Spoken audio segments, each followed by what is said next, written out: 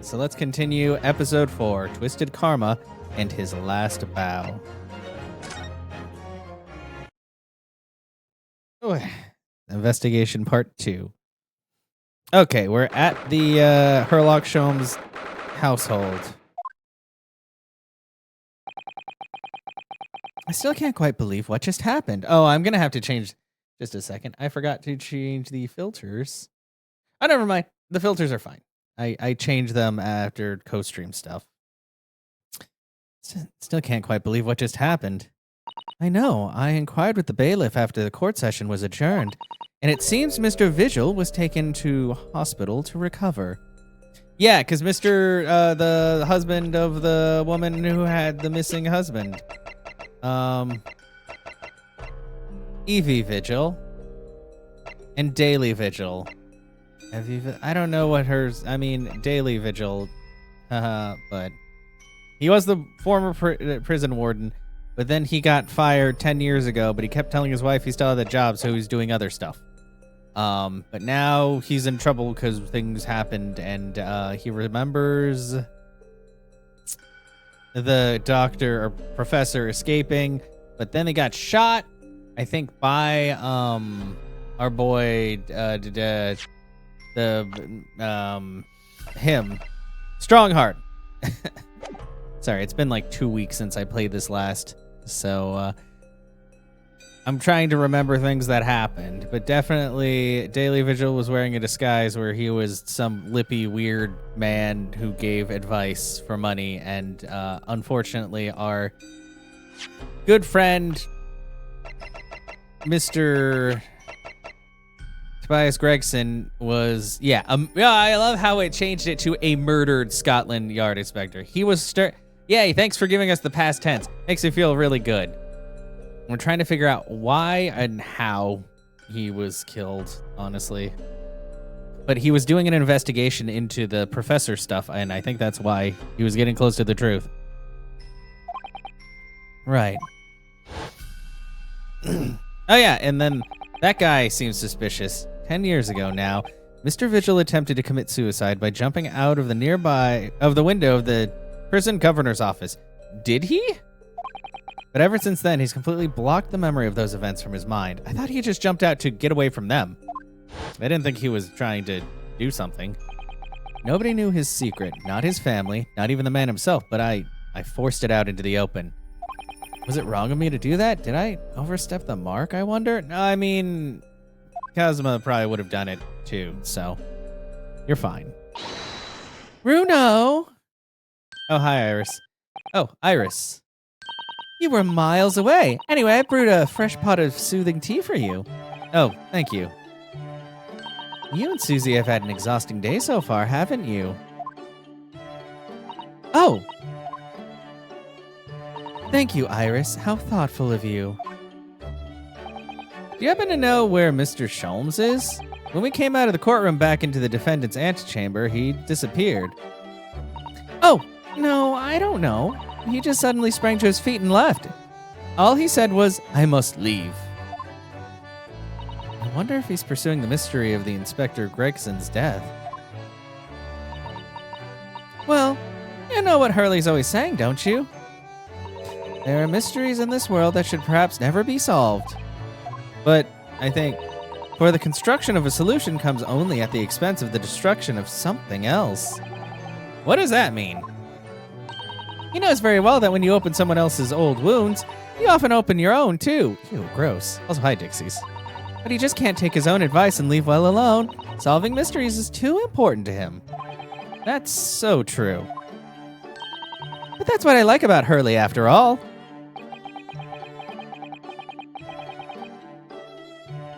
I suppose that's a lot of a great detective in some ways. So then, let's have tea, and I'll give you a hand. Oh, do you have time, Iris? Yes, I finished this month's manuscript at last, with barely a day to spare before the deadline. Oh, I'm so looking forward to it. A brand new story to read in the adventures of Herlock Sholmes. You know, I always hide Hurley's violin in the days before I have a deadline. You do? Poor Mr. Sholmes. I'm sure that's very wise, Iris. How sensible of you. Now then, my dear fellows, let's make a plan of action before we continue our investigation. Plan of action? Oh, I'm gonna have to talk to you. What's the plan of action? Okay, this morning's trial. So, how did it go in court this morning? Well, we still don't know the truth about what really happened, but one thing's increasingly clear. Lord Van Zeeks definitely didn't do it. Oh, goody! Yes, that's right. We managed to uncover several new facts as well. Oh, really? And there was another development, too. Kazuma. Yes, it's quite clear now that Kazuma-sama is not himself. Well, he's figuring out what happened to his dad. He's gonna be a little out of sorts. The way he's acting, it's almost as if he's possessed. By the professor? I know. I mean, at the end of the proceedings earlier, he was like a bloodhound the way he was chasing down Mr. Vigil's forgotten past. He's not normally so mercilessly persistent. What's going on in his head, I wonder? I really need to sit down with Kazuma and try to understand what he's going through. Okay, the Reaper's innocence. Well, we already just said that he's definitely innocent. If Gregson really was murdered the day before his body was discovered, then Lord Van Zeeks has to be innocent, you see. What? The day before? Well, that should be easy enough to work out, just by examining the corpse, surely. Yes, you would expect so, but curiously, no time of death was included in the autopsy report. That is curious.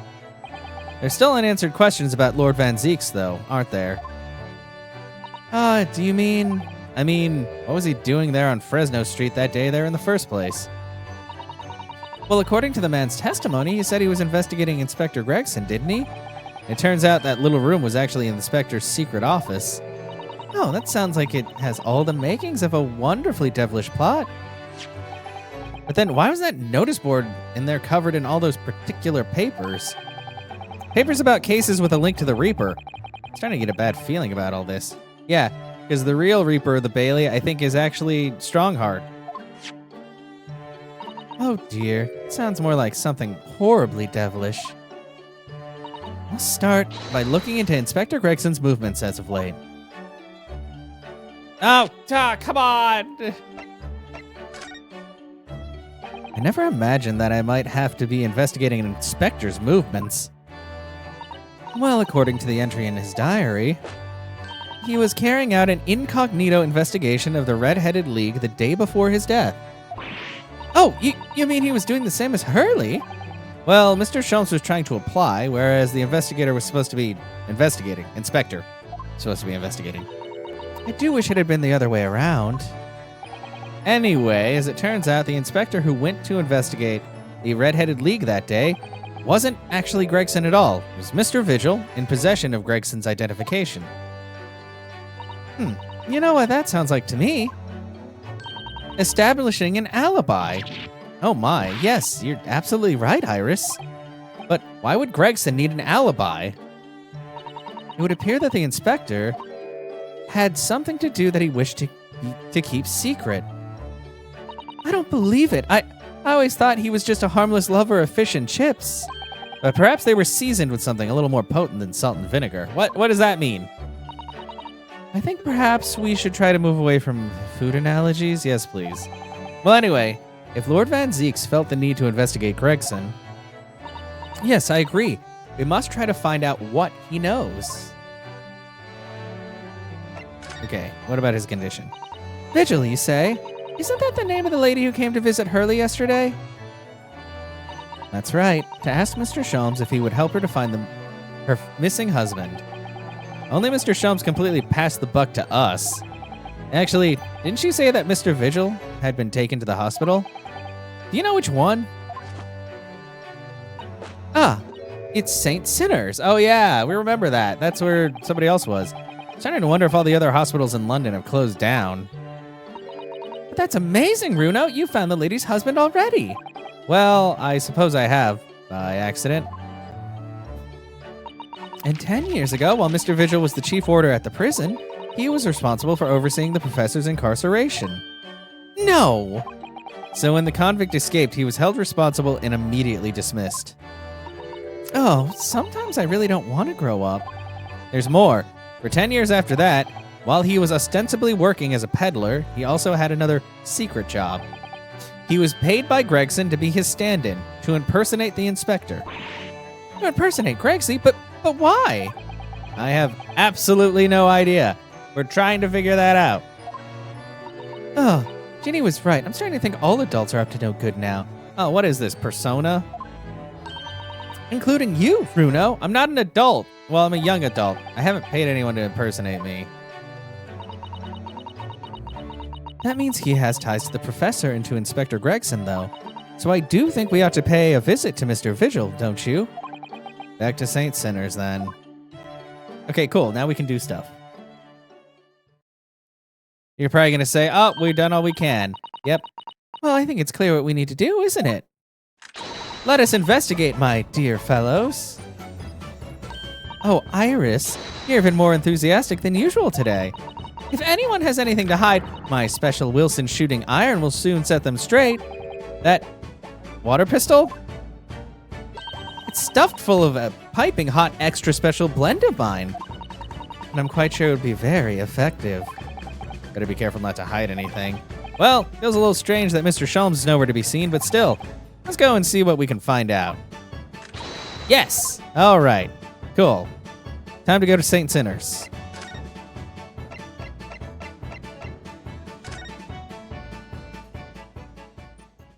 Oh yeah, because this is where Paint Lady was, and other guy.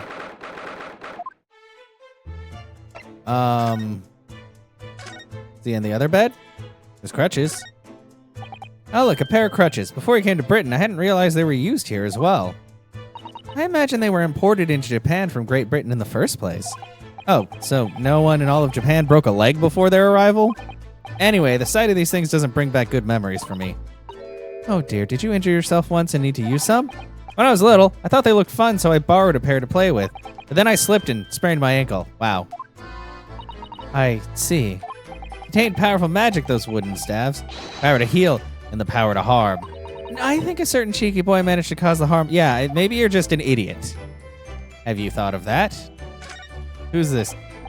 Patient treatment notes. I wonder what these say. Endlessly obliging. I suppose that's referring to the patient in this bed. I would think so.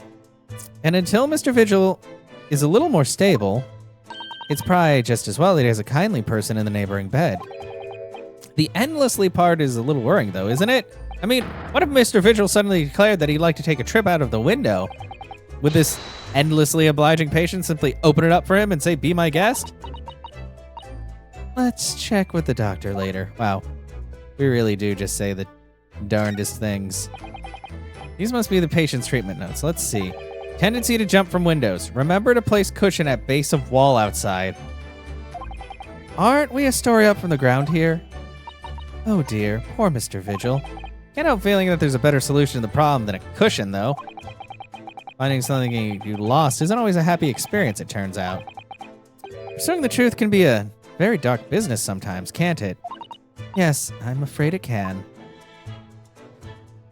Okay, well, this man is nowhere to be seen.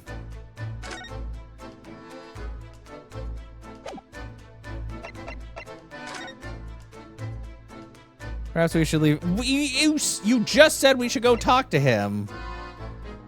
Prison? Well, I don't believe we've... Okay, I guess it's time to go to prison. We'll go to the prison first and then the Lord Chief Justice's office. Because she's saying we haven't been here in a while, which is code for we need to do stuff. Oh, hey, friend. What's up? Lord Van Zeeks is reading. Look. He doesn't seem like he wants visitors, does he? But he must have noticed that we're here, surely. Yes, of course. Please go away. Oh, wait, no. He's getting up. What do you Nipponese want? Hey, technically Iris is not. That's no way to greet the lawyer who's trying his hardest to prove your innocence, is it? Fine. Perhaps not. Huh? I apologize. So, what can I do for you, Mr. Naruhodo? Character growth! 2 of your most viewed shorts are Simpsons clips? Oh, Oh, are you talking about the YouTube one? Yeah. I mean, on TikTok, the one about Florida got like a few 100,000 views, and I was just like, damn, people really like to shit on Florida. I apologize. So what can I do for you? Okay, yeah.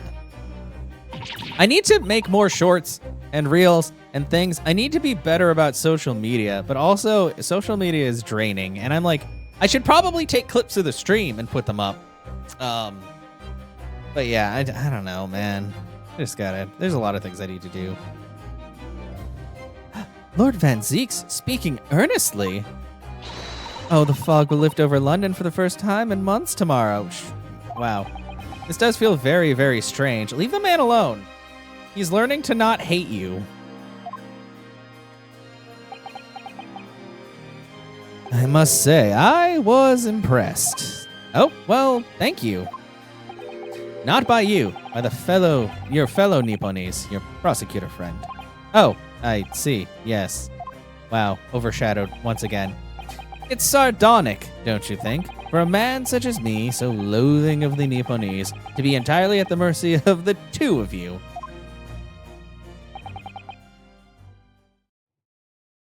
I suppose it's retribution for having played the part of the Reaper in all these years.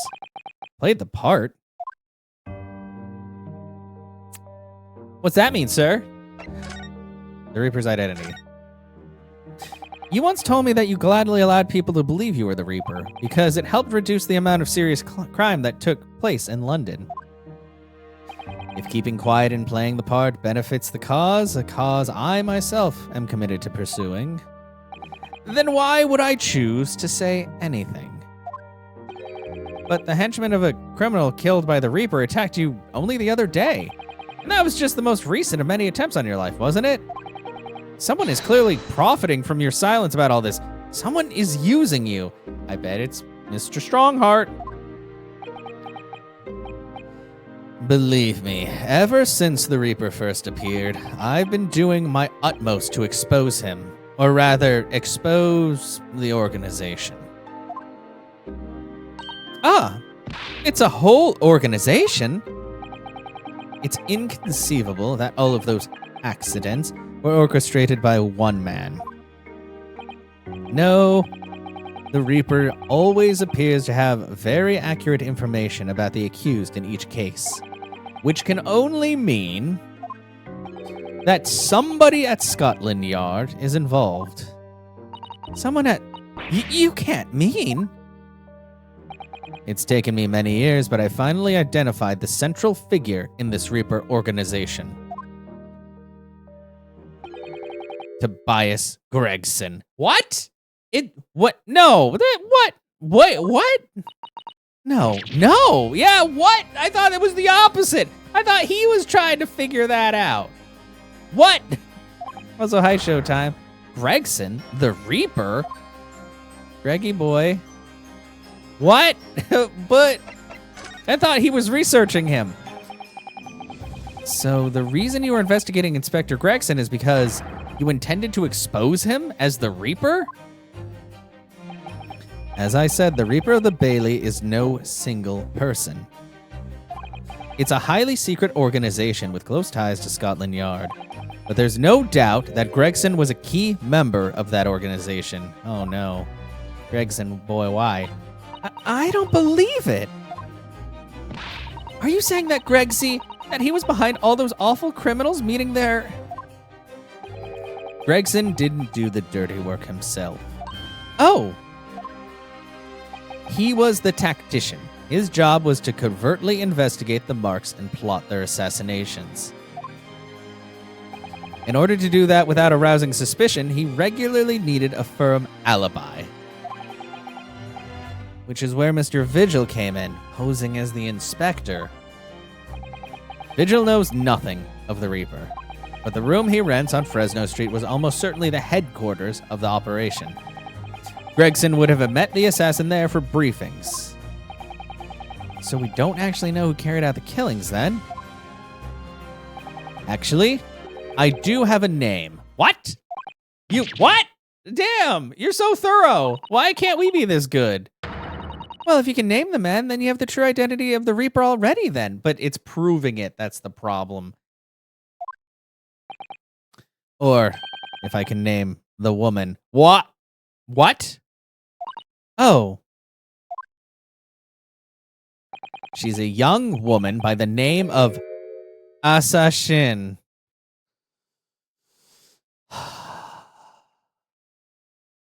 Oh. Oh, please. Come on. Asashin. Wait, what? That's the stupidest thing I've ever heard of. Shin? That doesn't sound British. Wait. Oh!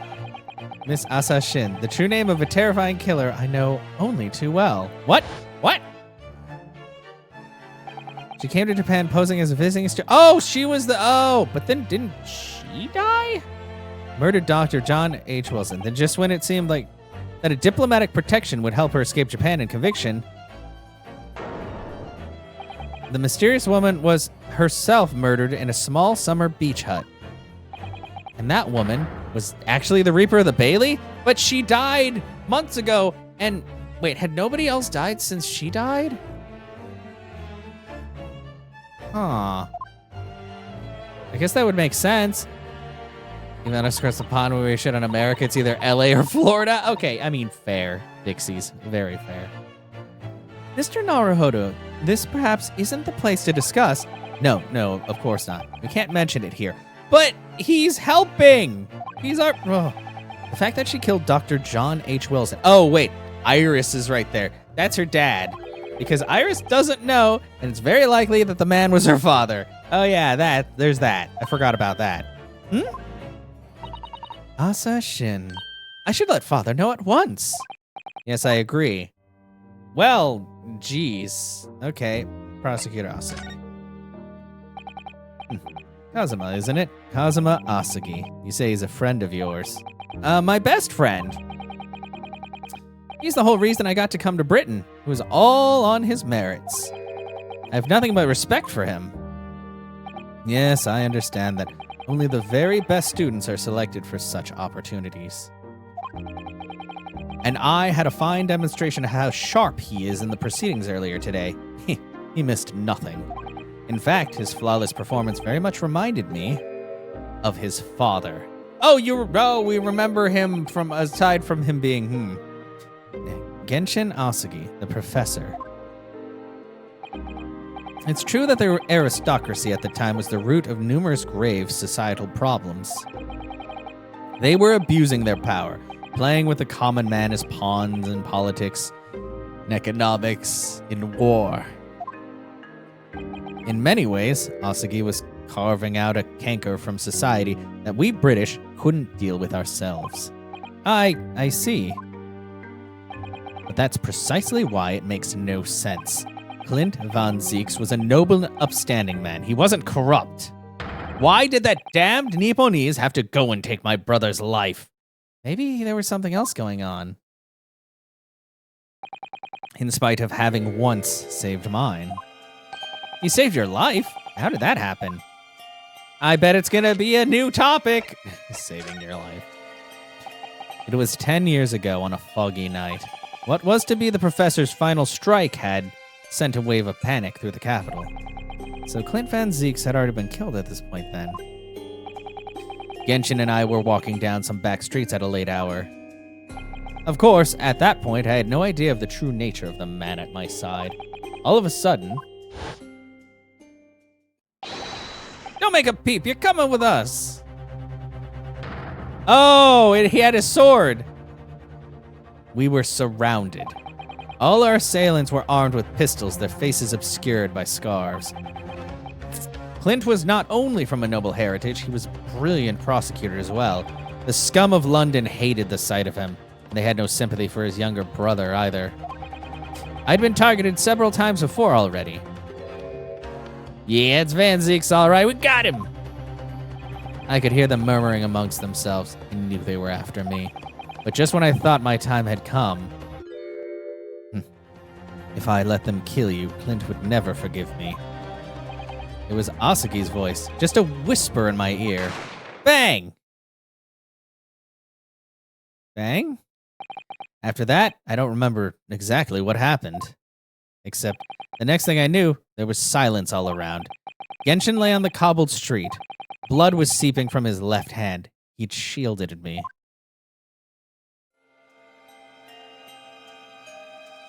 Two days later, they arrested him on suspicion of being London's most notorious mass murderer ever, the Professor.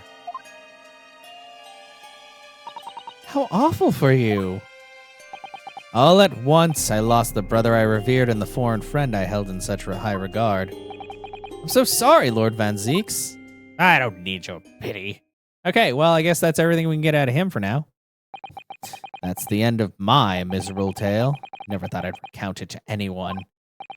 Well, thank you for confiding in me. The Professor, the Reaper, and Inspector Gregson. I wonder just how intimately related they all are. Still can't quite believe that Gregson was essentially the Reaper, giving assassination orders to Giselle Brett. Mr. Naruhodo, let's go and inform my father. I'm sure our government will want to hear about this new information. Oh, that means I get to meet your daddy, Susie. Hooray! Yes, all right. Let's head back to the Great Waterloo Hotel then. Well, I think before I do that, I can go there. Anyways, this place seems to... Wow, don't say that he should be in prison. We're going to go to the Lord Chief Justice's office, see what's up. Oh, Kazuma's still working with him. Have you been drugged, bro? No arguments, Prosecutor Asagi. You will continue with the trial exactly as I have instructed. Is that clear? Van Zieks sounds German, but he's British. Yeah, I don't... Maybe his family immigrated, and then they became royalty. Well, I don't know if you can immigrate and become royalty. I feel like royalty... Maybe he was German royalty that moved to Britain. I don't know how that works, because that's not really a thing anymore, you know?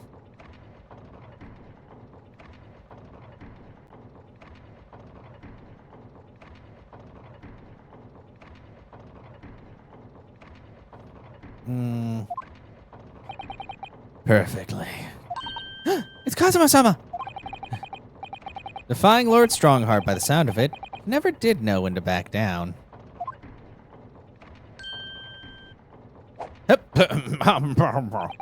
On your way now, Asagi. My lord. Hi, friend. What's up? Hi. Hey. Kazuma. Well, bye. Okay. Well, he left without saying a word. Then again, the late Queen Elizabeth is... Oh, was she? I have no idea. Yes? What are you doing here? Oh, I was just hoping to ask you a few questions, if you wouldn't mind. Time to check the watch. I wanted Van Zieks' trial concluded today. But Prosecutor Asagi's unwelcome inquiries are going to make it take longer than necessary. Unwelcome inquiries? As a result, I'm losing even more precious time. Currently 2 hours, 55 minutes, and 41 seconds. 42, 43. Then we must resolve everything before 3 hours have passed, Mr. Naruhodo. That's not happening, Susato. Shut up. In a miraculous not even 5 minutes. Anyway, I can't let the man's obvious bad mood put me off. See, this is the thing that gets me. It's the same, like, kind of dumb tropes throughout the game series, and it's endearing for a little while, but at this point I'm just like, just skip over that and let's actually get to the point. You know, like, I like these games. These are good games, but the tropes definitely, they wear at you after a while. This is the 8th game in the series. I had to deal with a lot of this already. Mother of Queen Elizabeth II was British, so she was only partly of... Oh, okay. Fair. Anyway, I can't let the man's obvious bad mood put me off. I need information.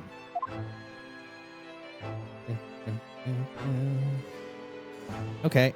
I need information. The Reaper. Does Prosecutor Asagi believe that Lord Van Zieks is the Reaper? I wouldn't know. It was 10 years ago in that fateful closed trial that Lord Van Zeeks made a name for himself along the judiciary. But the next trial he fought, he lost. It meant the ringleader of a certain criminal organization was acquitted, all thanks to the jurors being under duress. But that's awful! The man's freedom was short-lived. He lasted just 3 days. Yes, let me see. He died in a rock slide at his place of work, I believe. Correct. That was the inauguration of the Reaper of the Bailey. And people believed Lord Van Zeeks was responsible? He was brought to trial himself, but it was shown to have been an accident. So he must have had a solid alibi then. Nevertheless, the mysterious deaths continued. In total, 16 persons perished in unusual circumstances, ostensibly at the hand of the Reaper.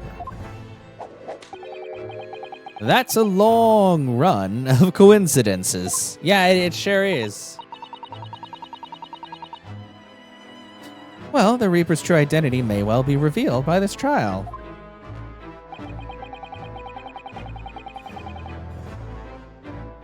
And the impact that revelation would have on the British public cannot be understated. Is that why it's a closed trial?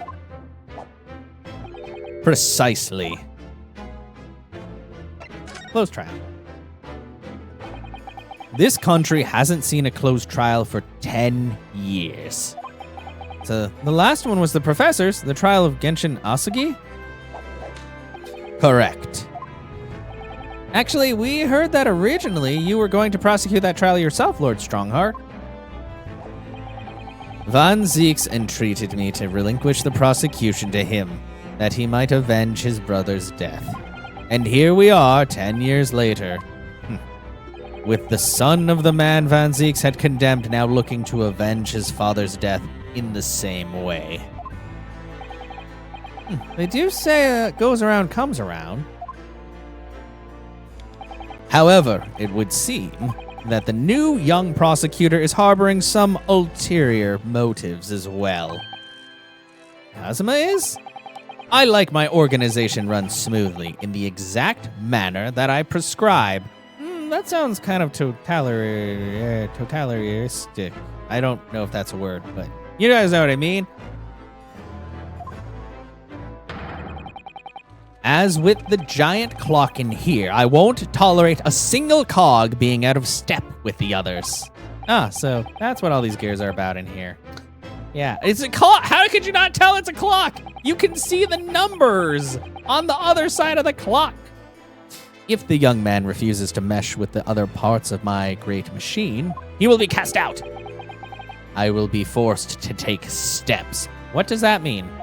What do you mean? Don't worry about it. I'm not going to tell you.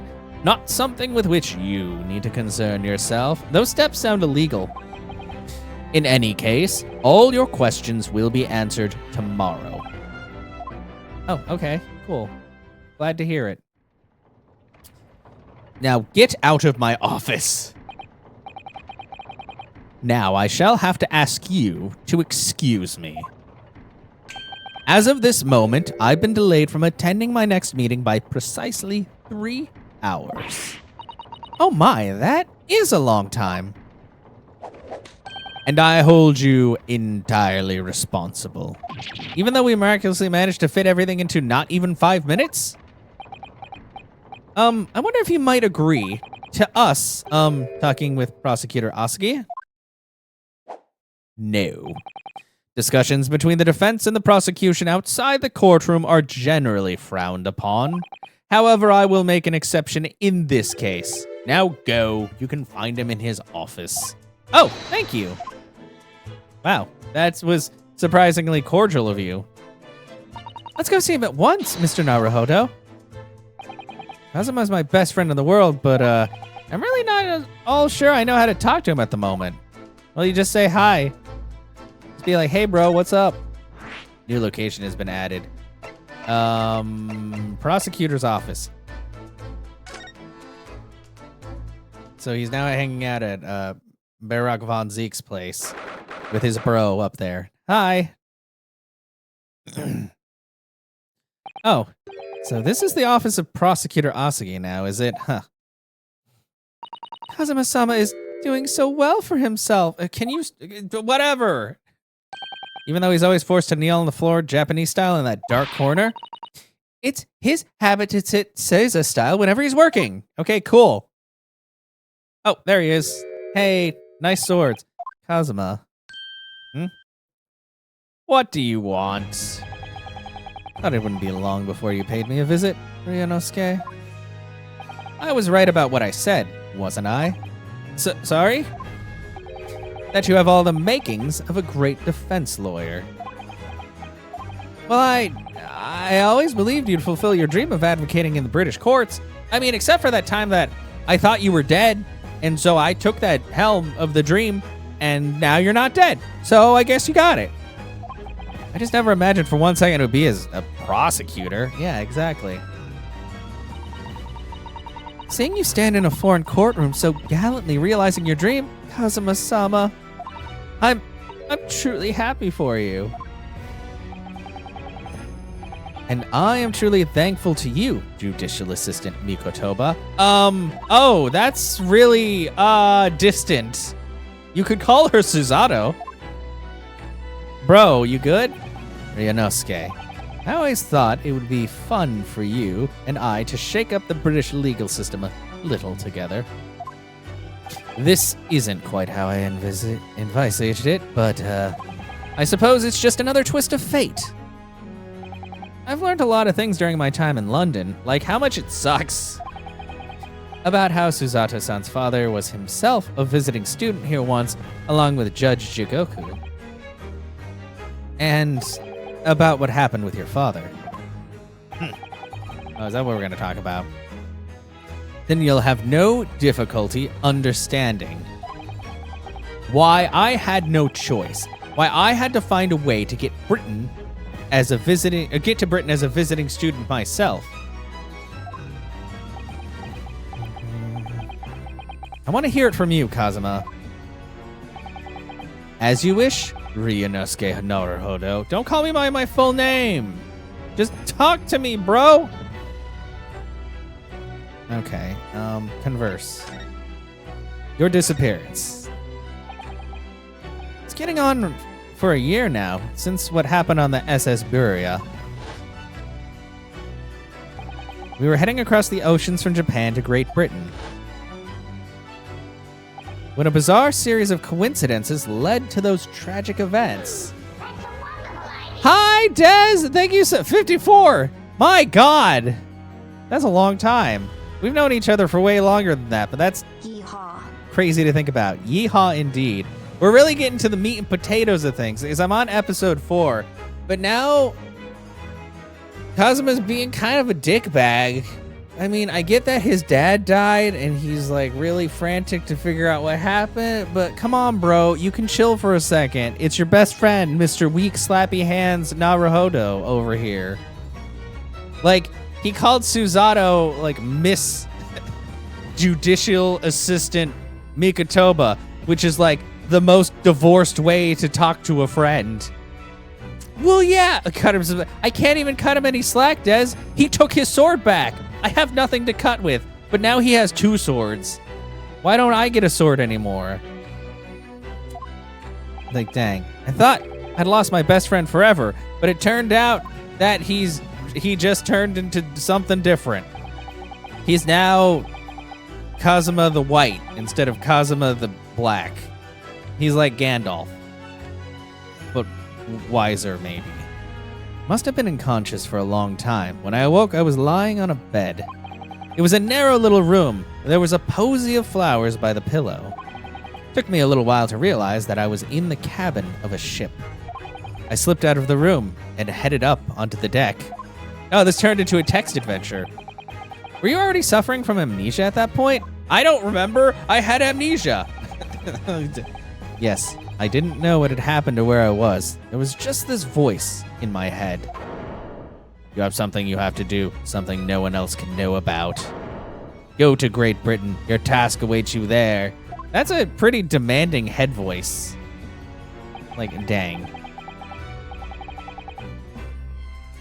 It was a calling I couldn't ignore. It compelled me relentlessly. Out on the deck, I saw that I was on a huge steamship and we were docked in a large port. Oh yeah, Des, did you finish Spirit of Justice? I know you were working on that trilogy, but... It must have been Hong Kong. But I know you were also kind of like, oh boy, this is not as fun as I remember. Yes, it must have been. You just made it to the last case last night and you still have the DLC case to do? Okay, I gotcha. Yeah.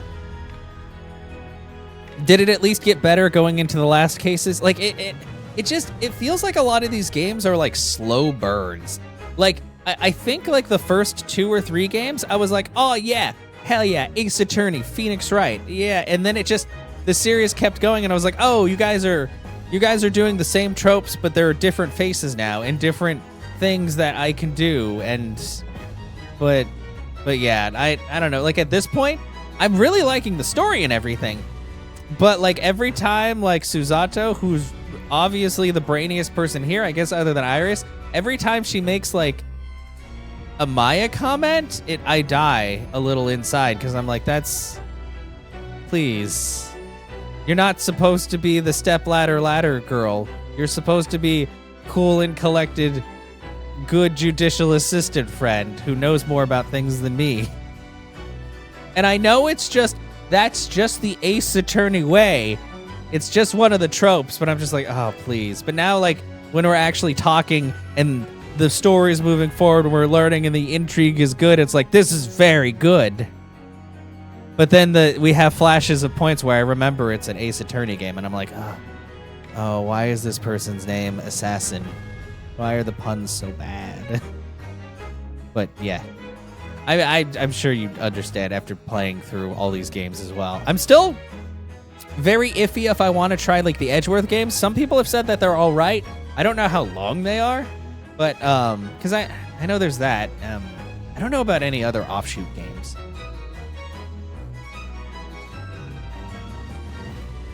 Yeah, yes, it must have been. Presumably just before they were due to carry your body off the ship. I had no idea of the situation, but I did have a feeling that this was in some way my last chance. So I concealed myself among the disembarking passengers and went ashore.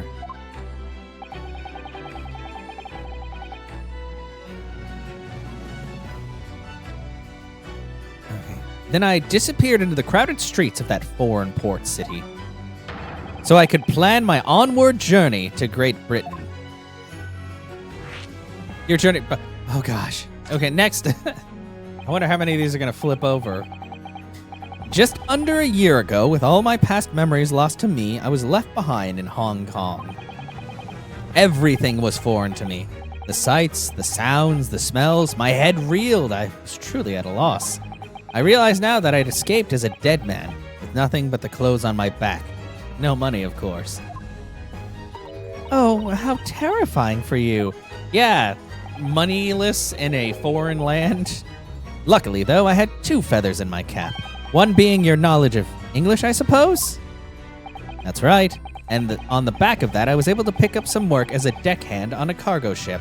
You know, I kind of want to look and see if there's any way that I could be a deckhand on a ship for like a month or 2 or something and just see how it is. Be like, bye guys, I'm going to disconnect from social media because I'm going to be on a ship. I'll be back in 2 months. See ya. But I don't know if there's really a lot of opportunities for that or if it pays all that great. That's right. And on the back of that, I was able to pick up some work as a deckhand on a cargo ship. Eventually, after calling at countless ports, I finally arrived at Dover. That must have been some 3 months ago now. Your formidable tenacity of purpose showing itself again. I mean, the man had lost his memory and had literally nothing to his name, but he still managed to make his way to London on the opposite side of the world. Of course, I had no idea why I'd moved heaven and earth to get here at that point. So, how did you end up becoming Lord Van Zeek's apprentice then? That Some can only be called an extraordinary stroke of luck, really. Well, I'm glad you have a lot of that. Oh! Hi, Dragon! Thank you for the raid! How are you doing? What were you playing? I forgot that I actually have my alerts working again, so... Very good. We're continuing on with Mystery Monday. We're in episode 4 of 5 of Great Ace Attorney 2, and things are really starting to come together. I'm enjoying this game a lot more. It's always like, I swear, like the third trial is always kind of like the tipping point, or the second or third.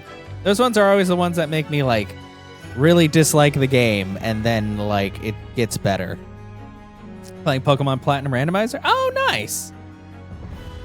You know, I'm pretty sure I played Platinum, but I think I only ever played it once.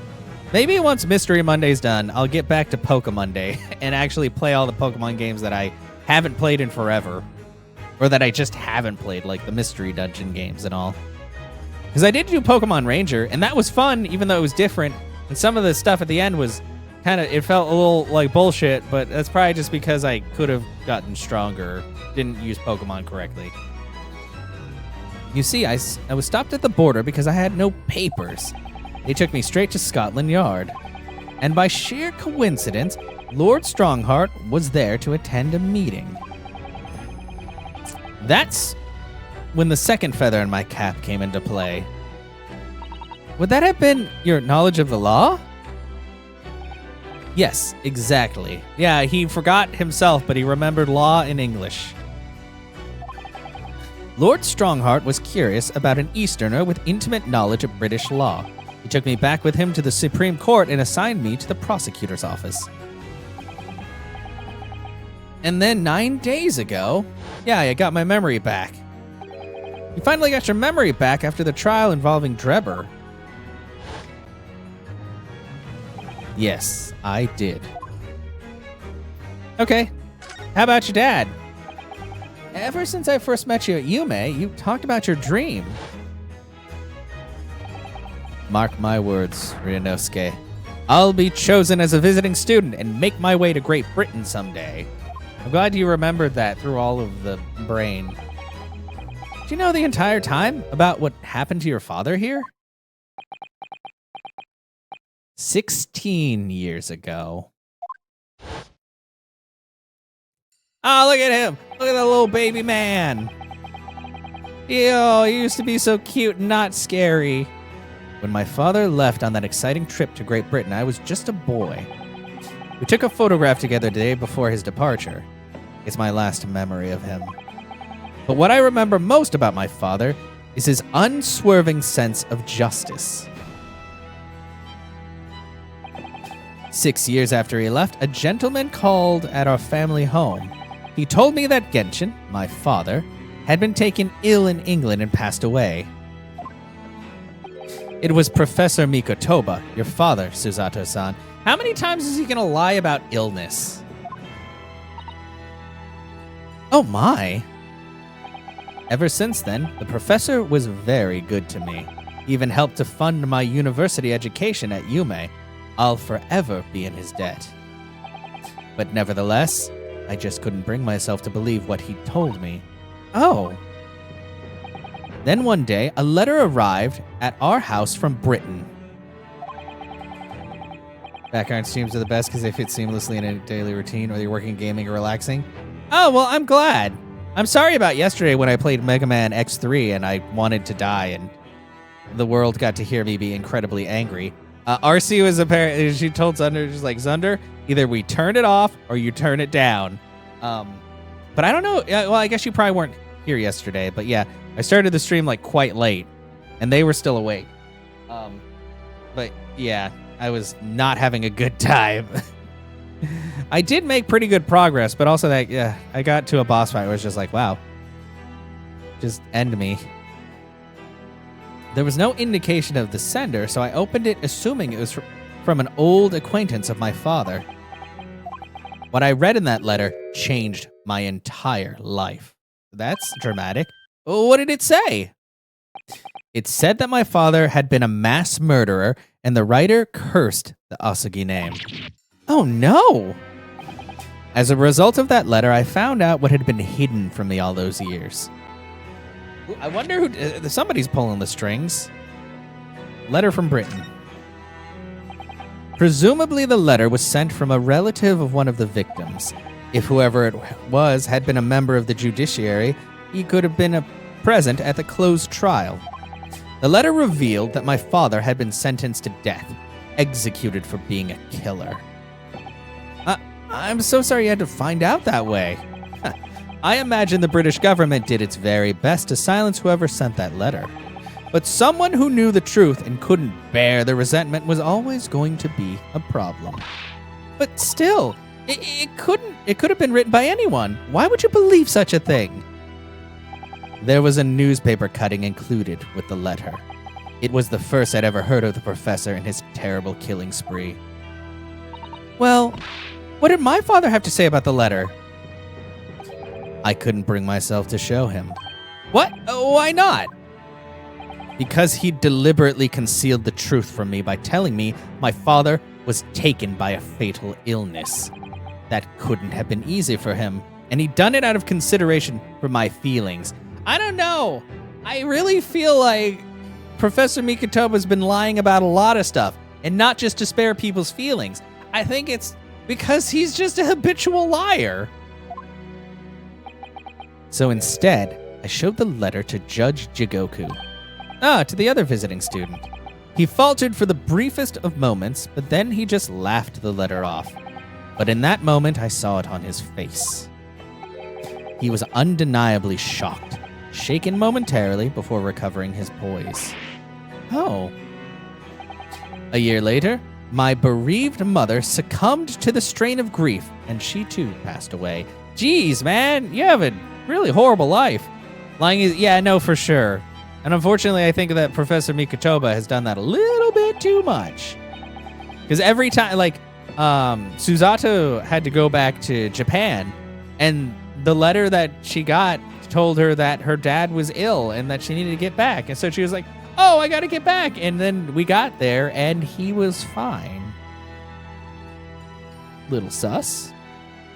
That's when I made up my mind that one day, without fail, I would cross the seas to Britain and seek the truth for myself. The truth about my father, Genshin Asuki.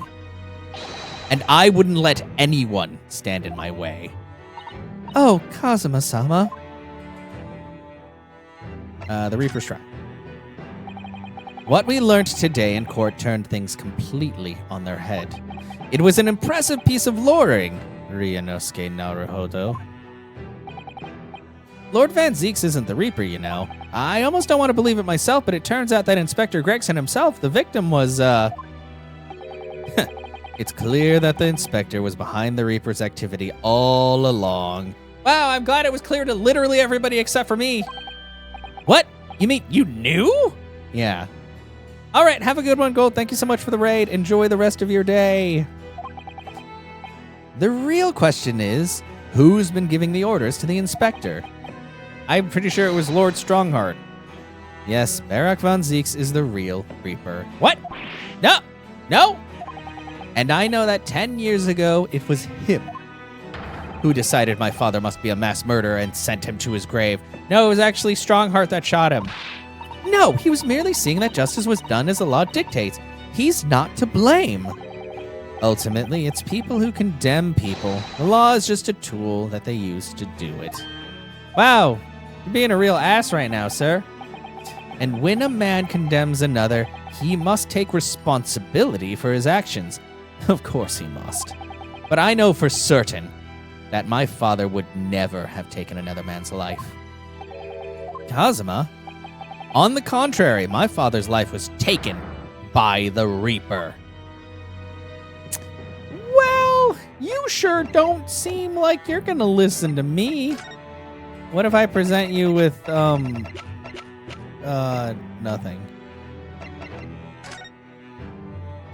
Anyhow, okay, well, let's look at that. What the? It's a scale model of the crime scene. Oh, yes, I realized that. Oh! Does the prosecution office make a model of the scene for every single case? Apparently so. Sometimes it helps to visualize things better and notice things you hadn't spotted before. Actually, the miniature notice board is my work. Be honest, you enjoyed making that.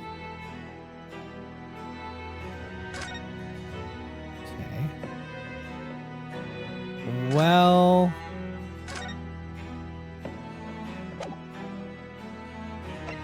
I guess I'll move off for now, because I don't think I have what I need. Let's go ahead and go to the Great Waterloo Hotel and talk to Professor Mikotoba. 2nd of November, Great Waterloo Hotel foyer. I thought it yesterday to think it, and I think it again today. This place is so princely. It's a wild guess, but I have a feeling you'll think the same tomorrow, too. My tea has a finer fragrance than whatever they're serving the tea room here, though, wouldn't you say? Ah, look who we have here.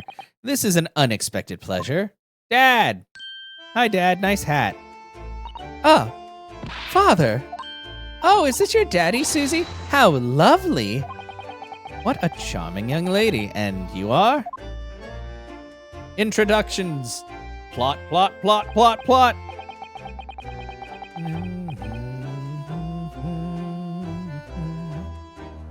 Ah, really? So you're the author of The Adventures of Sherlock Sholmes, are you?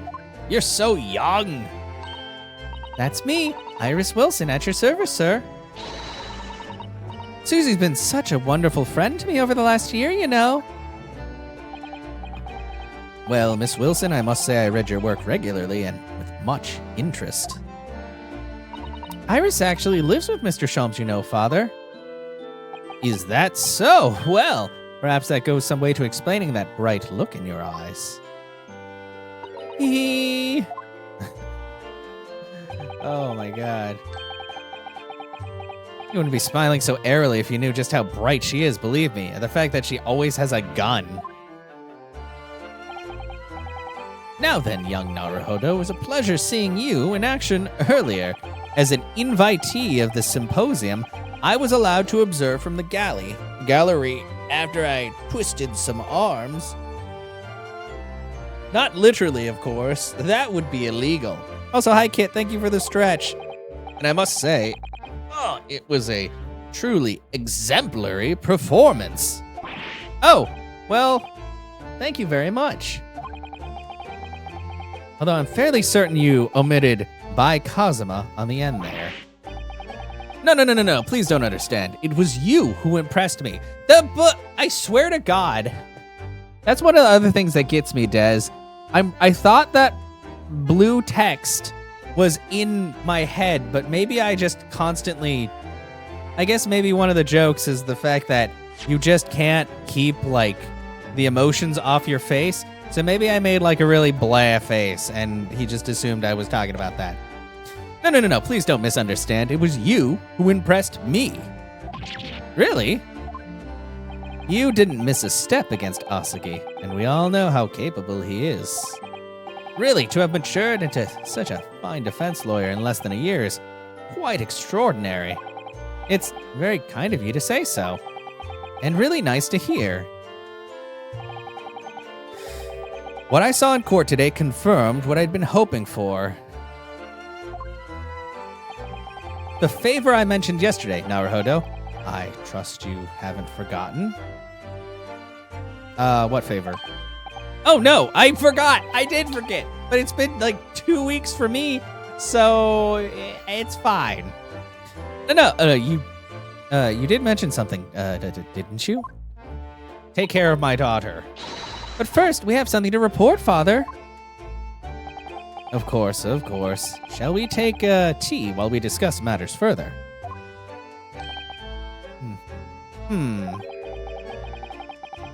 I wonder where Judge Shigoku has gone to. Okay, well, he's probably doing some stuff about the Reaper. Father, do you know about the so-called Reaper of the Bailey? I've heard rumors. Some members of the judiciary explained it all to me yesterday. Of course, when I was a visiting student here in London, the Reaper was yet to emerge. Right, he didn't appear until after that case when the visiting student had already returned home. Lord Van Zeeks, who was in the dock today, that was Barak, the younger brother of Clint Van Zeeks, I believe. That's right, and he's known throughout London as the Reaper, as you've heard, but the truth is, it wasn't him behind all those mysterious deaths. It was somebody else. I see. So what you're saying is there has been a professional killer at work here. Well, there was. And then she died. You know? Exactly. Someone by the name of Asa Shin, in fact. Hi. I beg your pardon? Did you say Asa Shin? You mean that Giselle Brett woman who was responsible for killing my great friend? Oh no! A friend of yours was killed? Oh no! Professor Mikatova, I think perhaps we shouldn't discuss this right now. Because the friend of the professor's talking about is Dr. John H. Wilson. And that's not something we want Iris to find out about. Not like this anyway. Wow, considering how often people figure out, like, my everything from the blue text, she's gonna be like, did you say my daddy? Dr. Wilson's death. Why would we talk about it right now? We're not supposed to talk about it. The child is right there. I've just remembered something. Biscuits. This hotel has the most delicious looking biscuits. That was rather out of the blue. Oh, she's doing this deliberately. I think I'll go and see if I can purchase some. I wonder, would you like to come too, Iris? Oh, yes. You just try to leave me behind. Oh, Susato, you beautiful genius. So that young girl is called Iris Wilson, is she? Yes, that's right. And she's the author of all those adventure stories starring the great Detective Sholmes. But the name of the credited author isn't Iris, is it? It's Dr. John H. Wilson. Oh, Dr. John H. Wilson. Sorry, I thought that was me.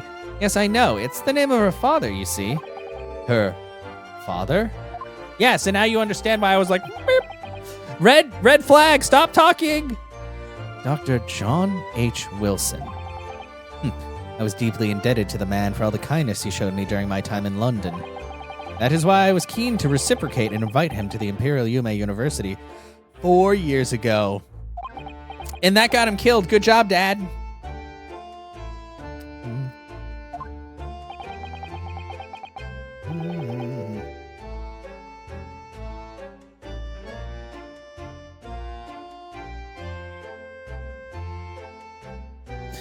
But he was murdered last year by Giselle Brett.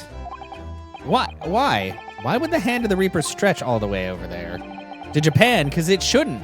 But she was also in Japan, and if she was the killer, then that makes sense.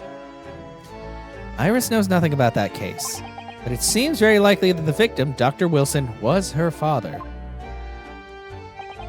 Well, I can't say that we ever spoke about his family, so I don't know if he had a daughter or not. But I think I can say with some certainty that he was never the great detective's partner. So, could have been another Dr. Wilson, you think? Well, John and Wilson are both common names, after all. Still, it's probably best not to mention this to the young lady until we can be sure. That's what we thought, yes. We're back with cinnamon biscuits. Oh, that actually sounds really good. Oh, they smell delicious, Iris. I think cinnamon will go very well with the tea they serve here. Don't you, Susie?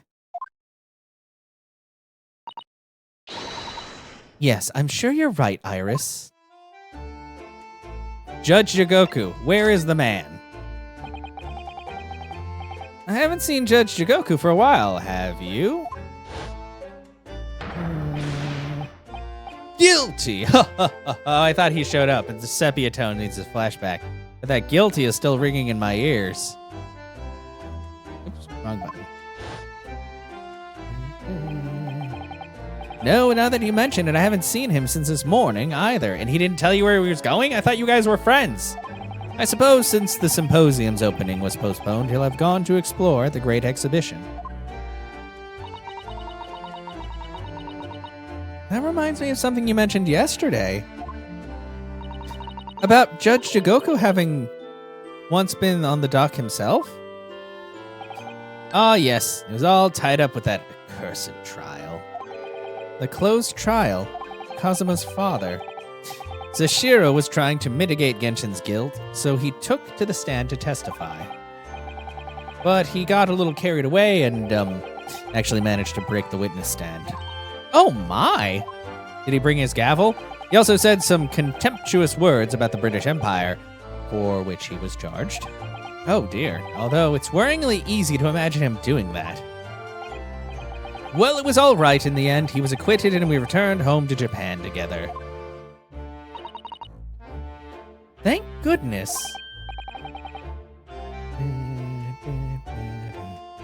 Ah, yes. Talking of Seshiro, I have a copy of the photograph we all took together here yesterday. Please. Oh, what a lovely picture. Certainly seems to shout, we've arrived in Britain. Oh, commemorative photograph. Yeah, I remember that. Photograph taken in the foyer of the Great Waterloo Hotel on the morning of Professor Mikotoba and Judge Jigoku's arrival in London for the symposium. Sorry, that was a lot of words all at once.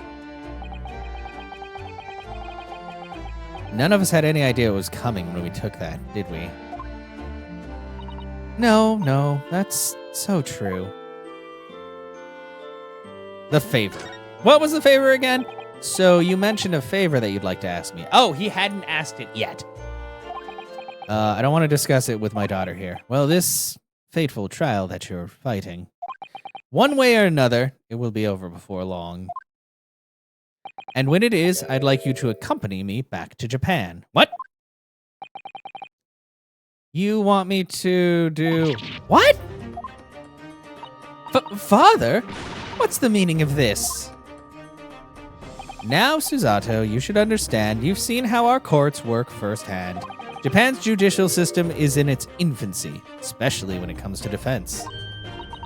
Oh, you mean the Supreme Court of the Judicature is in desperate need of a good defense lawyer. As soon as possible. Really quite urgently, in fact.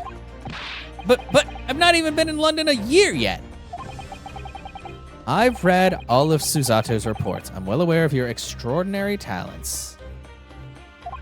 And having seen you in action with my own eyes earlier today, there's no question. You, Naruhodo, are precisely the man our country needs. Who are you, Uncle Sam? Oh. So you'd be leaving then, Runo?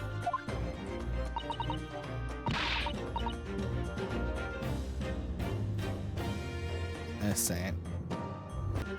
But then what am I supposed to do, Father? I don't know. You came here to serve as Asugi's judicial assistant. Oh, yeah, she's supposed to be Kazuma's assistant. Oh, you're gonna cheat on me with another man who was originally supposed to be the man that you were under? Our government is still in the process of deciding how best to deal with his situation, though. You've always chosen your own path, Susato, and I trust your judgment in this matter also. Father? Please, the pair of you, don't look so downcast. It's merely a suggestion, you understand? A hope, if I'm honest, but I won't force you. You said it was a favor, so that kind of puts some pressure on it, bro. All that I ask is that you consider it and come to a decision by the time this trial concludes. Yes, all right. There's a lot of pressure here, sir. You won't leave, will you, Runo? I mean, I was originally from Japan anyway. This was mostly just to learn. Everybody calm down. The thought hadn't even crossed my mind. Up till now, I'd been trying to do what I believed to be Kazuma's will. But it turns out that he's still alive, so, where does that leave me? Yeah, where does that leave me?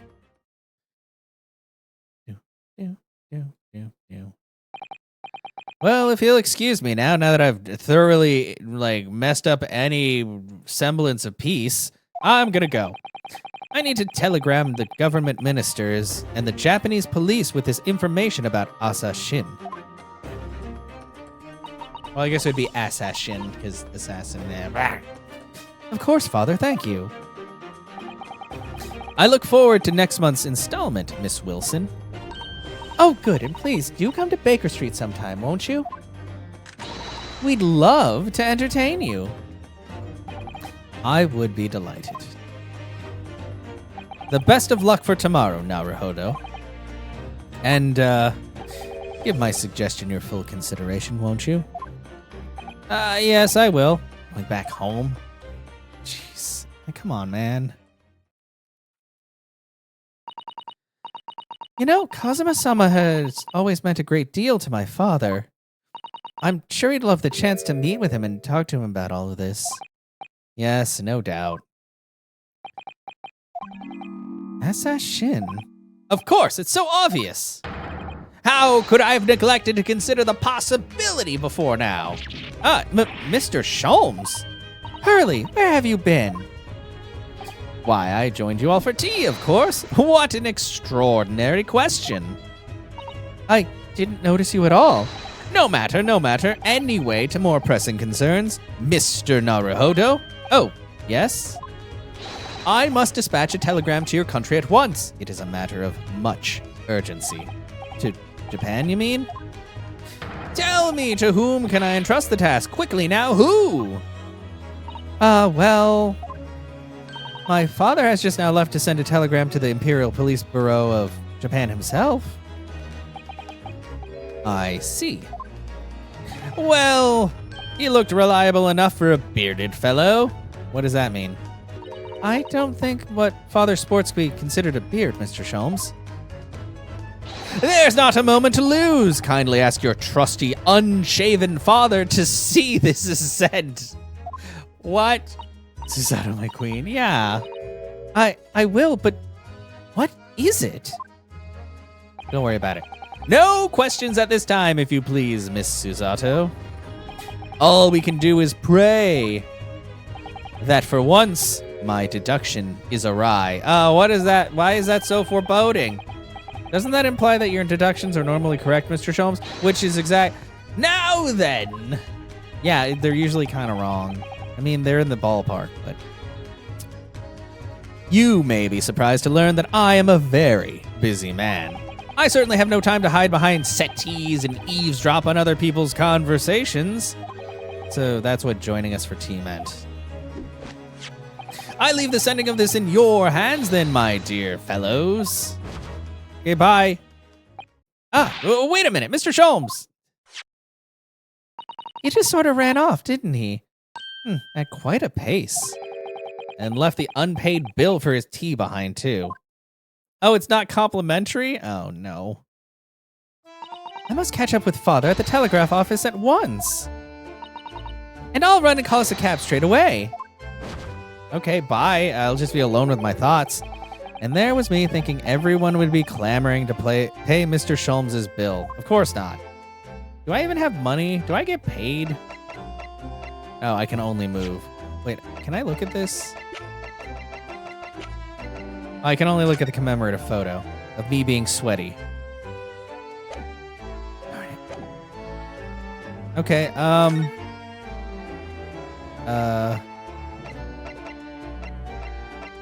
Oh, maybe now we go talk to Mr. Vigil. It's been long enough. He probably is around. This is the ward where Mr. Vigil was brought, apparently. Wait. To be frank, I'm a little worried about seeing him again. Excuse me, I can't tell if the window's open. Oh no, okay, it's not. I was a little scared that he had jumped out another window. It's open up top, but I don't think he can get that high. The lawyer. Hello again. Are you feeling better now, Mr. Vigil? Yes, thank you. Somewhat better. I'm so sorry to have caused you to... I mean, it was because of me. If I hadn't exposed your secret and forced you to remember things you obviously tried to forget. The prosecutor was here until a few moments ago, too. You just missed him. Oh, Kazuma beat us to it. He said much the same as you. He was very apologetic. But the truth is, I brought this all upon myself. Please don't think like that. Keeping it from Evie, my wife, all these years, I've carried such a sense of guilt. He looks like he's about to, snap his own neck. Okay, but that's not the worst of it. Over time, I obviously came to deceive myself as well. You mean about your dismissal?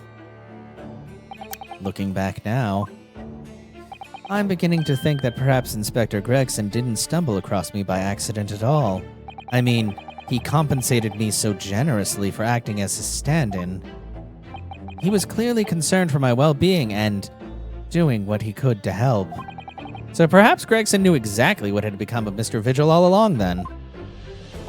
I'm sure this is just desserts for 10 years of lies and deception, but it wasn't me that helped the professor escape 10 years ago. It wasn't me. I swear it. I swear it's true. Oh, Mr. Vigil. I'm sure you'd rather not dredge up even more from your past at this time, but if possible, could you tell us exactly what really happened? I want to. I need to get all this off my chest. I just want someone to tell me what I should have done. Okay? Converse? Gregson's request. Inspector Gregson was obviously engaged in a special operation of some sort. He was investigating something that even Scotland Yard couldn't know about. Details of the Reaper's marks, yes. It was when he had to carry out those investigations that I would take his identification and impersonate him. You'd pretend to be the inspector and carry out investigations on his behalf? Oh, no, never. A common street peddler couldn't possibly carry out a proper police investigation. All I would do is go to the specified location and make a little hoo-ha. Just something to leave an impression, so everyone there would think a detective called Gregson was here. Fair. So that's what you were doing on the day prior to the incident. Yes, he asked me to make an appearance at the park on Lime Street for the Red-Headed League event. So, as usual, I flashed the inspector's identification around and was very vocal about my presence. But then you were taken prisoner by those red-headed fraudsters. Yes. So, you would always make a point of showing Gregson's identification and generally being loud? That's what the inspector asked me to do, yes. Well, I suppose that's one way of becoming a legendary detective, I suppose. Not a good one, though. And as you know, I suffered this bruising around my neck at their hands. But the following day, they kept their word and released me. Without returning the inspector's identification to you, however. We had arranged to meet at the Fresno Street Room at 5 that day so I could report back to the inspector. But at the agreed time, that's when I heard the gunshot. Prison escape.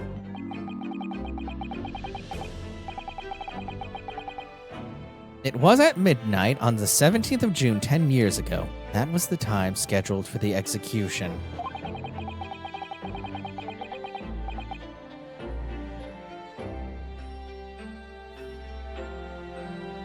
But the professor's execution never actually took place, did it?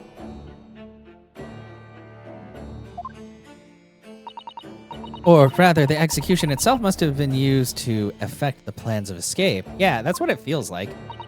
I hardly dare to imagine what a chilling plan it was. Barclay was renowned for being the highest security prison in the country.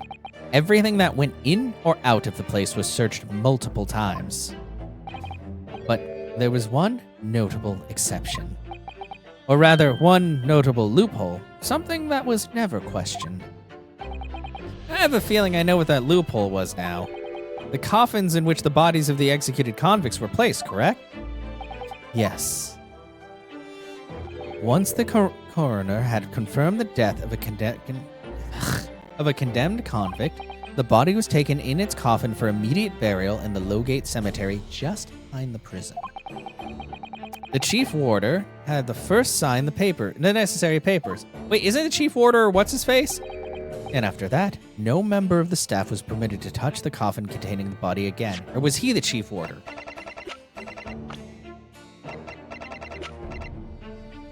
Oh, he's the governor. Okay.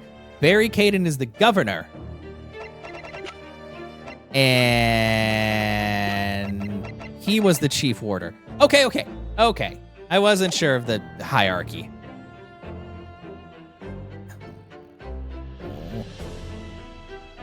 Hello, Sally. How are you doing today? Yeah, nobody was allowed to touch it again.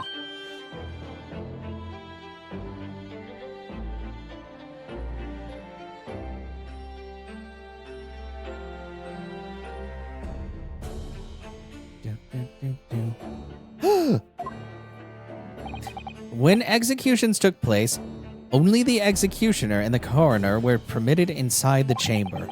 I would wait in the adjacent room for word that the condemned convict was dead. On that occasion, once I had that confirmation, I went into the mortuary to find a lone coffin, as usual. The procedure was that I would sign the paperwork having checked the coffin, then nail it shut. But for some reason that day, the coffin was already nailed shut. No! I didn't think anything of it at the time. I assumed that my deputy must have checked the coffin and nailed it shut before I arrived. That sounds highly suspicious.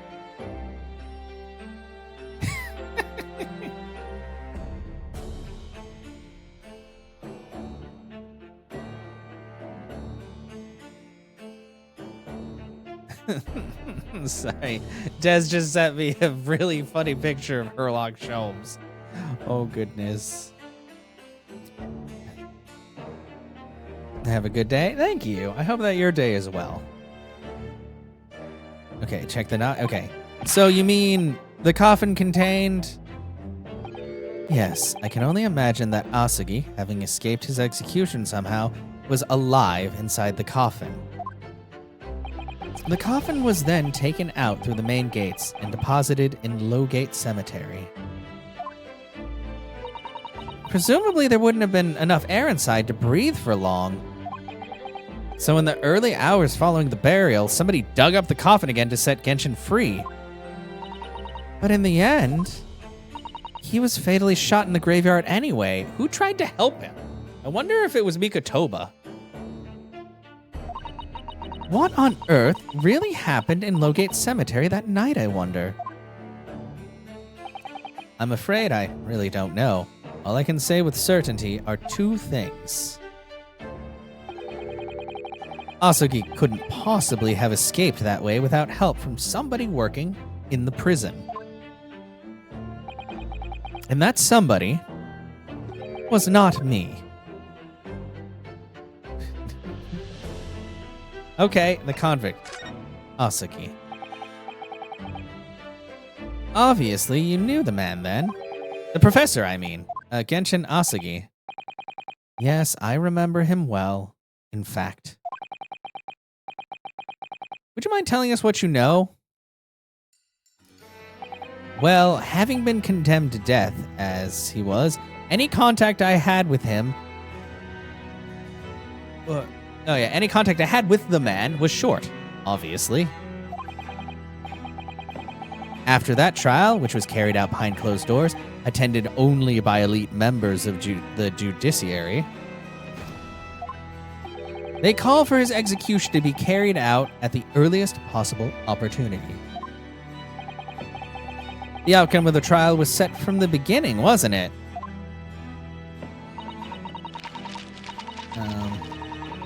It was a time of delicate diplomacy when Britain and Japan were in the process of signing an important treaty.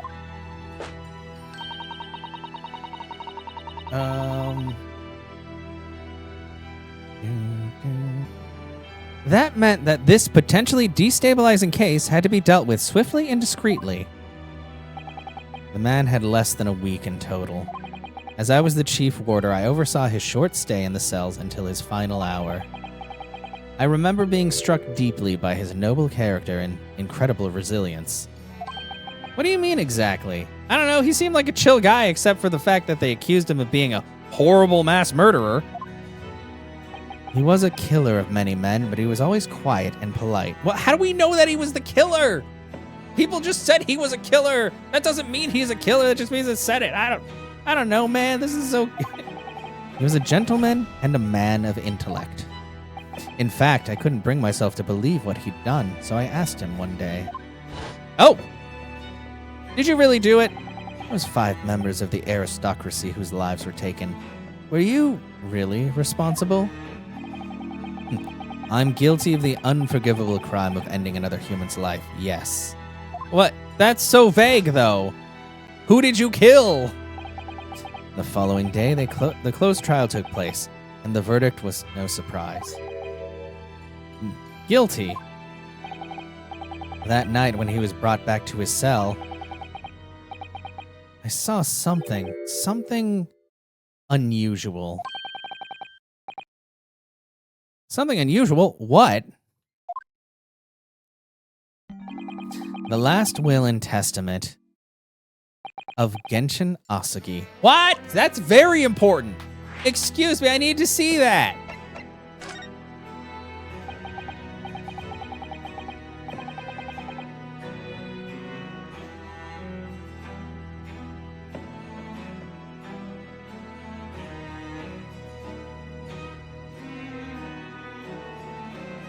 Yeah. So the night following his trial, after he'd been found guilty, I was doing the rounds of the cells, and when I looked into Asagi's, I had noticed that he seemed to have a sheet of paper in his hand. Ah, his last will and testament then, presumably.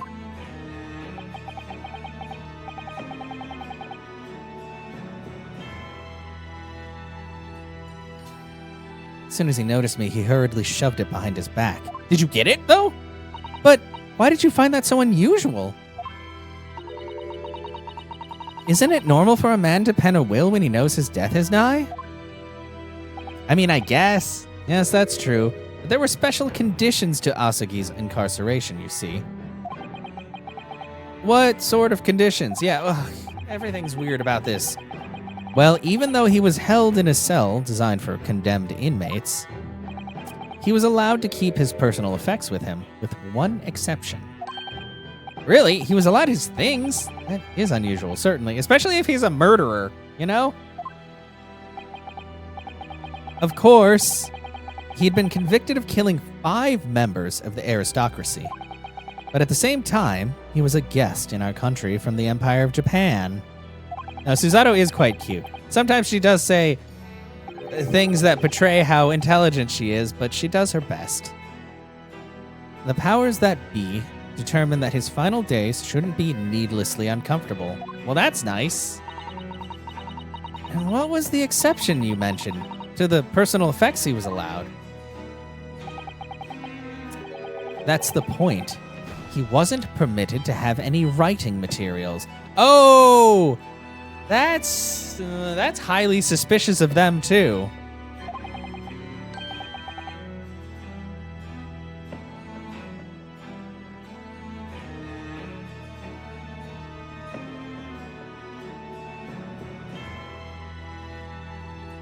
Oh, man. Specifically, no pens or paper, so he couldn't record stuff? So he was prevented from leaving any written record of what had happened to him. Yeah, that's highly suspicious. That's so suspicious. Yes, that was the long and the short of it. I've no idea where he obtained that paper. Any writing materials would have been confiscated from him upon his incarceration. All right, well, you have a good one. As I said, he hid the paper behind his back, and then he pleaded with me. What did you just hide behind your back? Please, turn a blind eye. This is my lifeline. But you know it's against the rules. You're the only person who's seen. If you just agree to keep quiet... All right, then. But what's on that paper? A last will and testament. This will is the only weapon I have left now. Oh, we gotta find that will. Where's the will? How can a will be a weapon? I don't know, because it has the truth on it. So I decided to pretend I'd seen nothing, and I let him keep his will. But then later, it just seemed to vanish without a trace. What? What do you mean, it vanished? It would seem that isn't the end of the story of this mysterious will, and it's probably the thing we need to, like, beat the game with. Oh, come on! Jeez. I was the only person who saw Asagi's will, but somehow it disappeared. It was after Asagi's execution, which was actually an elaborate jailbreak. The warders gathered up Asagi's possessions that were in his cell. They were all to be sent back to his family home in Japan, you see. To poor Kazuma-sama. And you're saying that it wasn't anywhere to be found among his personal effects. The will, I mean. That's right, though I didn't search through them myself. But Governor Caden was livid. He was screaming, "It cannot have disappeared completely." That doesn't quite make sense, though, does it? In what way? Yeah, well, we'd understood that only Mr. Vigil was aware of the will's existence. Exactly, that's... In which case, how did the prison governor know to look for it? Oh yes, you're right, that is weird. I really don't know how he knew, but it certainly seemed as though he knew of the will's existence from the outset. Only he didn't refer to it as a will. What he said was... the Asogi Papers. That sounds... really bad for somebody. The Asogi Papers? I really can't tell you anything of the subsequent events. Because, well, of what happened. Your dismissal and the way it blocked you from all your... blocked it all from your memory. I'd forgotten all this until today.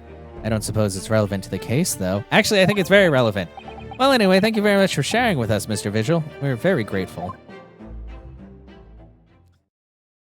Okay. Well, that's that. I'm afraid there's really little more I can tell you. My wife, Evie, will be here shortly, so I hope I don't appear rude, but, No, not at all. Thank you again. But what will become of you now? Well, impersonating a police officer is a criminal offense, of course. I imagine that once I'm fully recovered, I shall be arrested. I'm so sorry. Don't be, please. This was all my own doing. I always knew that this day would come. Well, I wish you well. Goodbye, Mr. Vigil. Yo. Ah! But before you go, there's just one thing. Oh, yes? What is it? The Asogi Papers. I'd be very grateful if you'd make no mention of the things I told you about them. Presumably for some good reason. It's my understanding that their very existence is a closely guarded secret. If it became known that I'd remembered, well, it could be rather troublesome, I think.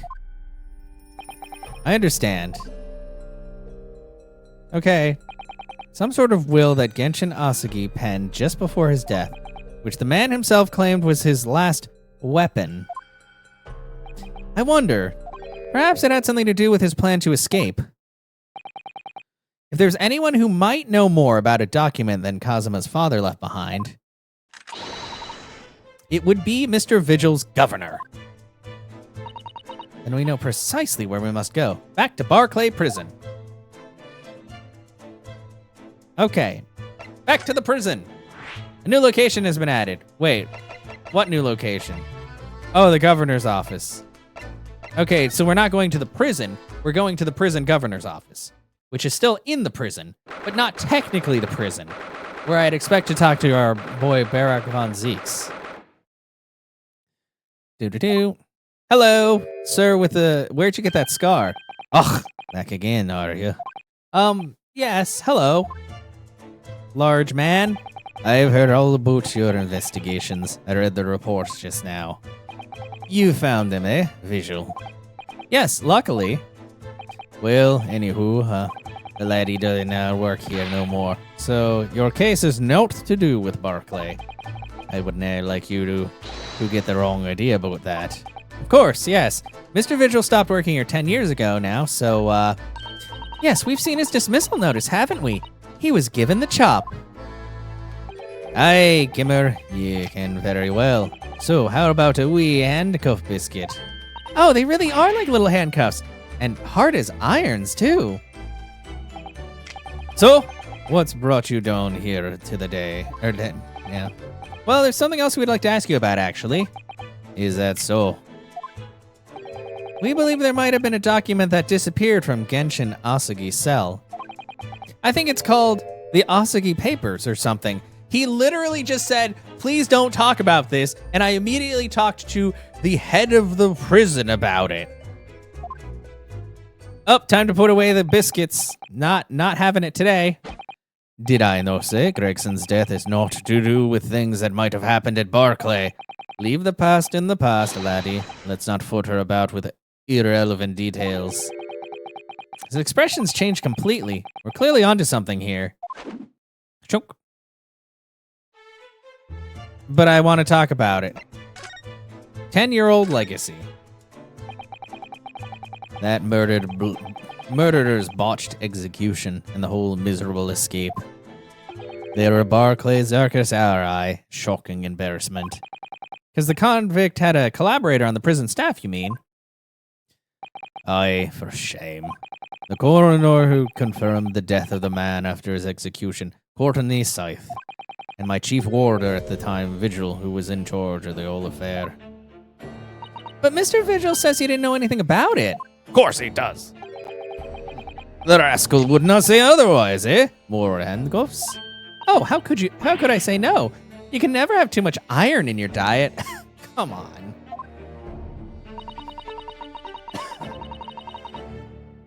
When Mr. Vigil was handed his dismissal notice as a result of what had happened, he was so despairing he jumped out of your office window, didn't he? I didn't like to say, but that's just Vigil trying to get out of it. You no think he wouldn't have jumped from the shock of his crimes being exposed, eh? I do. You would not say otherwise, would you? Of course, I cannot shun all responsibility myself. Should nae have let him deceive me.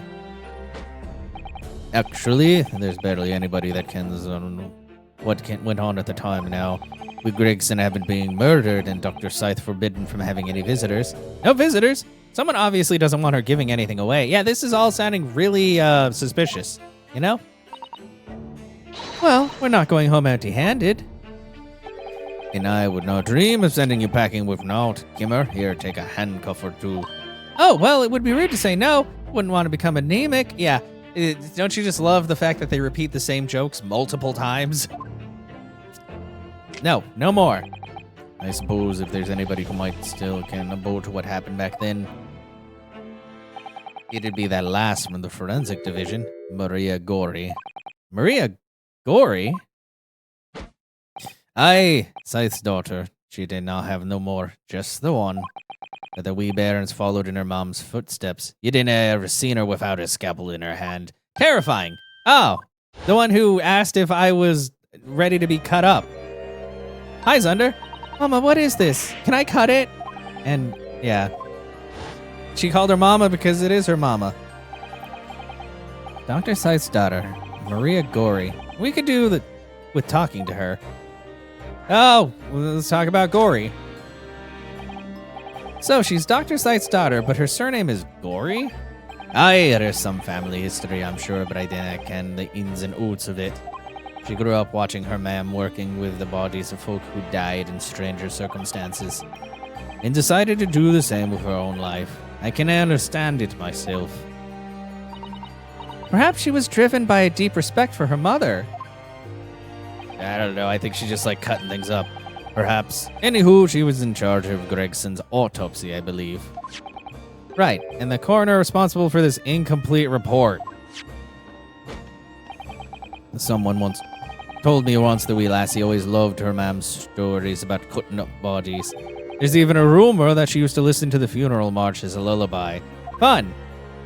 Well, then perhaps her mother might have told her about the autopsy from the case 10 years ago. I'd say there's a fighting chance at least. After all, there was a life-changing case for all of us.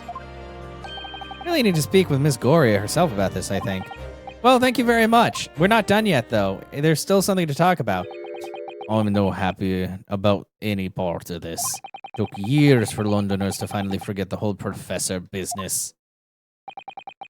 Can you no gear up on this, laddie? Stop asking pointless questions. No! I'm sorry. I don't like dredging up these painful memories for everyone. But we need the truth. Can you no just stay away from no? Leave me alone and then not come back here, eh? Dad, it's so good, right? I'm very good at accents. How do you come to ken about that, laddie? And some of this stuff, I don't know if I'm actually saying it right, but I'm going to say it, and then people on YouTube will probably be like, wow, that sucks. And I'll be like, thanks. I'm not British. I don't live near all these people. There's no many folk here in the prison who've heard of these papers.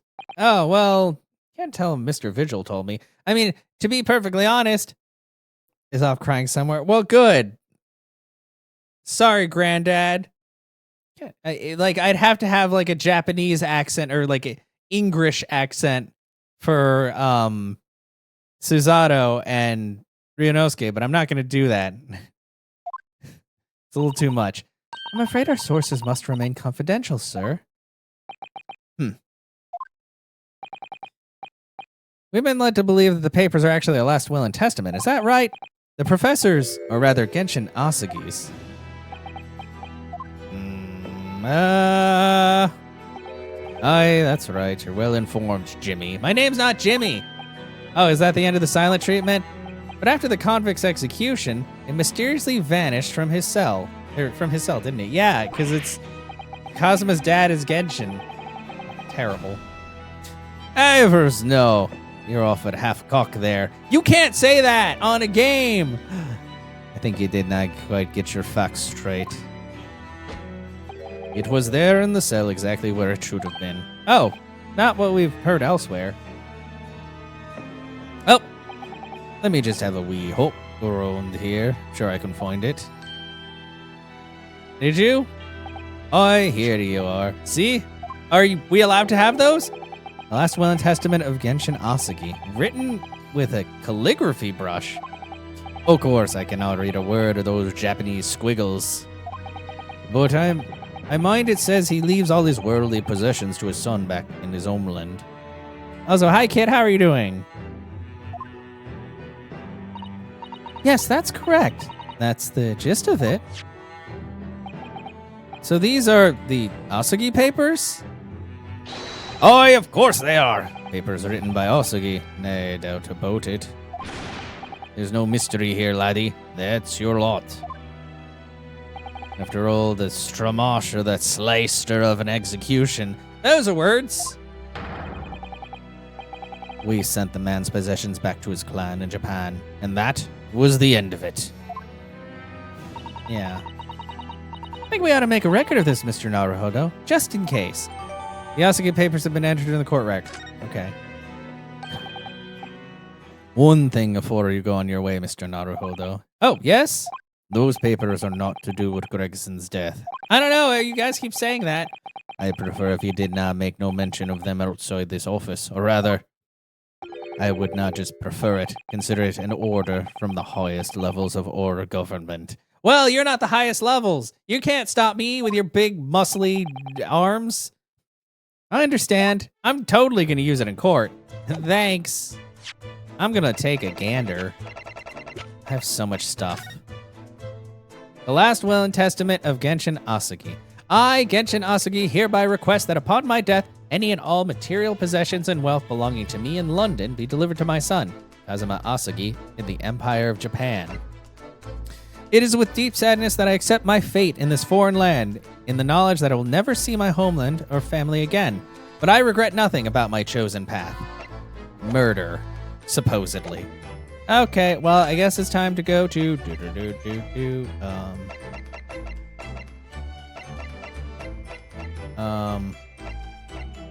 here was that for the prosecutor's office?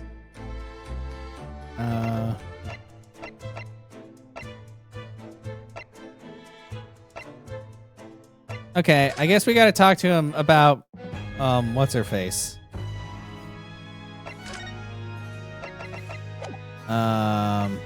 Present. Oh wait. Maybe I give that to him because there's a little standy thing. Kazuma, what do you make of this? There's only okay. Okay, never mind. He doesn't care about that. How about this? What do you make of this? He doesn't care about that. Oh wait. Oh, obviously we're gonna show him the Asogi papers. Or he doesn't care. Bro, this is your dad. Okay. Wow. Man, sucks. Victim, finish fire, notice board. Who's the K-pop idol? My best friend from the game.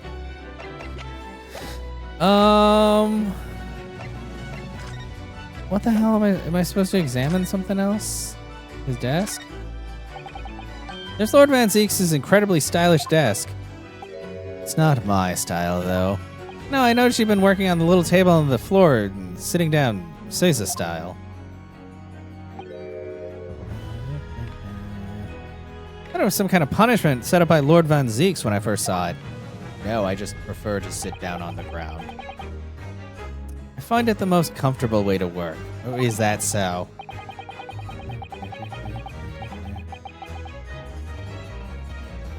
Can't do it. After a couple of minutes of sitting with my legs folded under me, they start to go tingly. Don't exaggerate, Ryunosuke. We both know you can't even manage a minute. Oh, look! Friends! Things you can say about being on your knees. Okay. So let me... What all do I have that I could show? Oh yeah! Autopsy report. This came up in trial, didn't it? As something a little dubious, I mean. The fact that no time of death was recorded on Inspector Gregson's autopsy report. Yes, there were some unexpected turns in the courtroom earlier. The suggestion that you came up with certainly took everyone by surprise. The idea that the victim died by the previous day at some other location is quite something. Well, considering when the pocket watch had stopped and the scorch marks on the candle, it's certainly a distinct possibility. The evidence and the scene both point to it. To be honest, it bothered me too. So I paid a visit to the autopsy room earlier. The coroner responsible wasn't there, but I got a name. It's Dr. Gory. We know about Dr. Gory. Can you tell us where the office is? If it wouldn't trouble you, Kazuma-sama, we'd very much like to speak with the coroner too. Of course, the last thing I want is for anything to be brushed under the carpet. Scotland Yard's autopsy laboratory is behind Lowgate Cemetery. By Barclay Prison, you mean? Ah, you know it, do you? Then why did you have to ask me? The prison where my father was incarcerated and robbed of his life. Kazuma-sama? Well, thank you. We'll pay a visit to the laboratory later today. Okay, and now everything has been done here. Ryunosuke, I want to thank you. What for? Have the sword back. For this. You safeguarded the soul of the Asugi clan. Well, it is a famous sword that's been in your family for generations. My only slight regret is that I never got the chance to draw it before I returned it to you. Karuma is said to have been forged by a master swordsmith during the Sengoku Warring States period. I come from a long lineage of warriors, many of whom were expert swordsmen. Well then, you're a chip off the old block, I'd say. This blade, Karama is the symbol of the Asagi clan's honor and might. Apparently, one of my father's apprentices even took the blade's name for a surname. Really? Karama. Does sound formidable, that's for sure. 16 years ago, he had this sword forever. When my father was visiting student here in London, he had this sword forever at his side. I like how my brain just omitted that entire segment. Oh, hi, Shiro! Welcome on in. That's 2 raids today. How are you doing?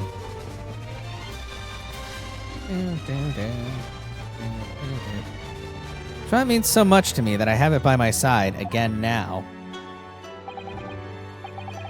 And that is all thanks to you. You're welcome. It was an honor. Double raid? Yeah. I had a raid from Gold Dragon earlier. Although he had to do stuff for the rest of the day, but welcome.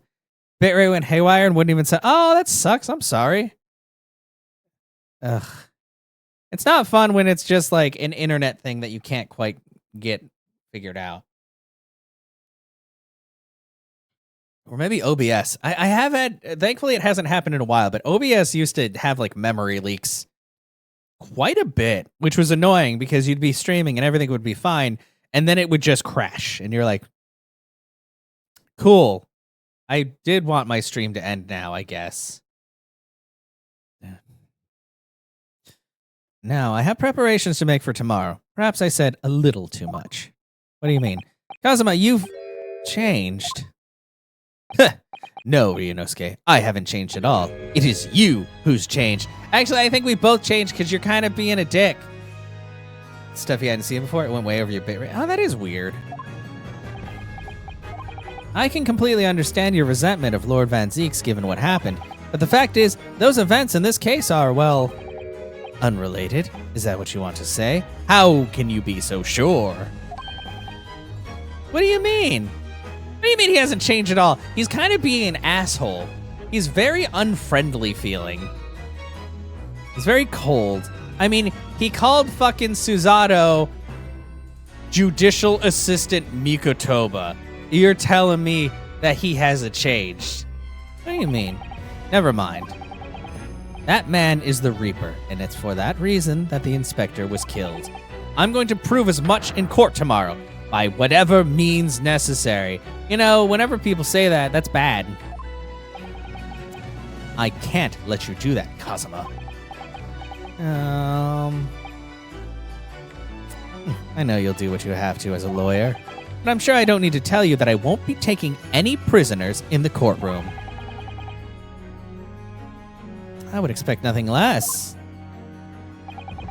Until tomorrow, then, in the Old Bailey. Well, it's also been literally like a game and a half since we last saw him, and he was much warmer at the beginning, and now he's just kind of being a dick. Granted, I know part of it is I'm the prosecutor, and I want to do this, but also it does feel like he's just a lot more cold. Whether or not he's on the other side of the courtroom.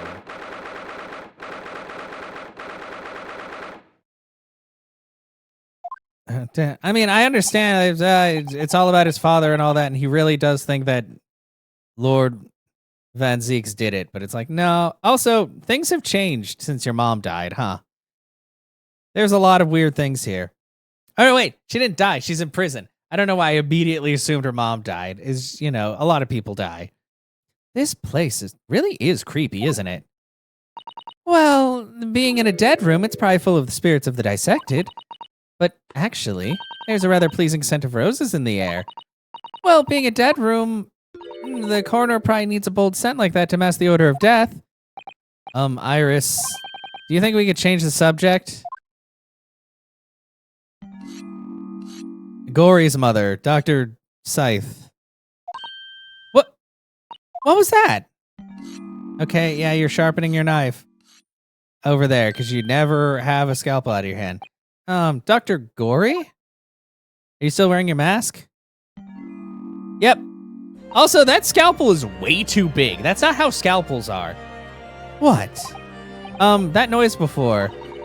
I was sharpening my tools on my other tools. I'd be dead meat if I didn't keep perfectly keen edge on them. Right. When following the collagen fibers in the debris, or in the dermis, an expertly sharpened scalpel cuts like cheese. Would you like a demonstration? Which cheese, though? A soft cheese? A hard cheese? It all, it's very different. Oh, yes, please. I'd love to see. Then, I think you'll do nicely. Huh? No. No, I wouldn't do nicely at all. I mean, maybe some other time. Huh. Well, just do it on the dead bodies, please. Is that a tut? Well, we came here to ask questions, so, hello. Time of death. Bro, come on. We actually have met before. I'm a lawyer, if you remember. I put your mom in jail. Inadvertently. You're not dead yet. What? So Mama said I wasn't to cut you open. She's so strict about things like that. Well, good. Dr. Scythe has some scruples, at least. Oh, dear. Looks like she's not interested in talking to us. For the time being, anyway. For the time being, you mean until we die? I hope that's a way off. Okay, well... Yes? Sorry, but I wasn't planning on dying anytime soon. And I wonder if they hit... Oh, maybe. Hopefully not, because that stuff can take a little bit for them to fix if they didn't realize it or if they just don't care enough sometimes. Which is a terrible thing to say. We all know that utility companies and all that really suck at being mindful. It's sort of a less dramatic way of making her listen, or drastic way.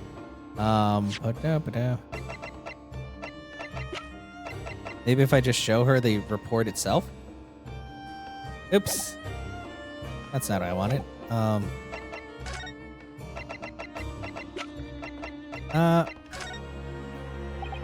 Dr. Gory, we actually came here to ask you about this.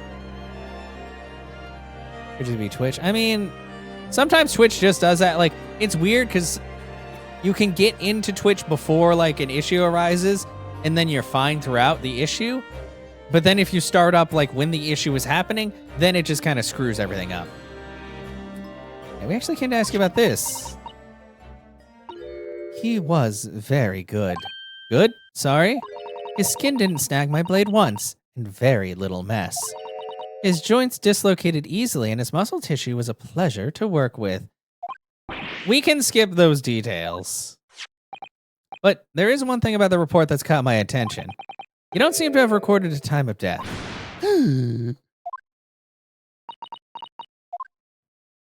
Oh, hello. Wow, you look like a Danganronpa character. You don't look like you belong in this game. As much as you love Twitch, Twitch could be a lot. No, Twitch sucks. Like, if you think about it, a lot of things about Twitch really suck.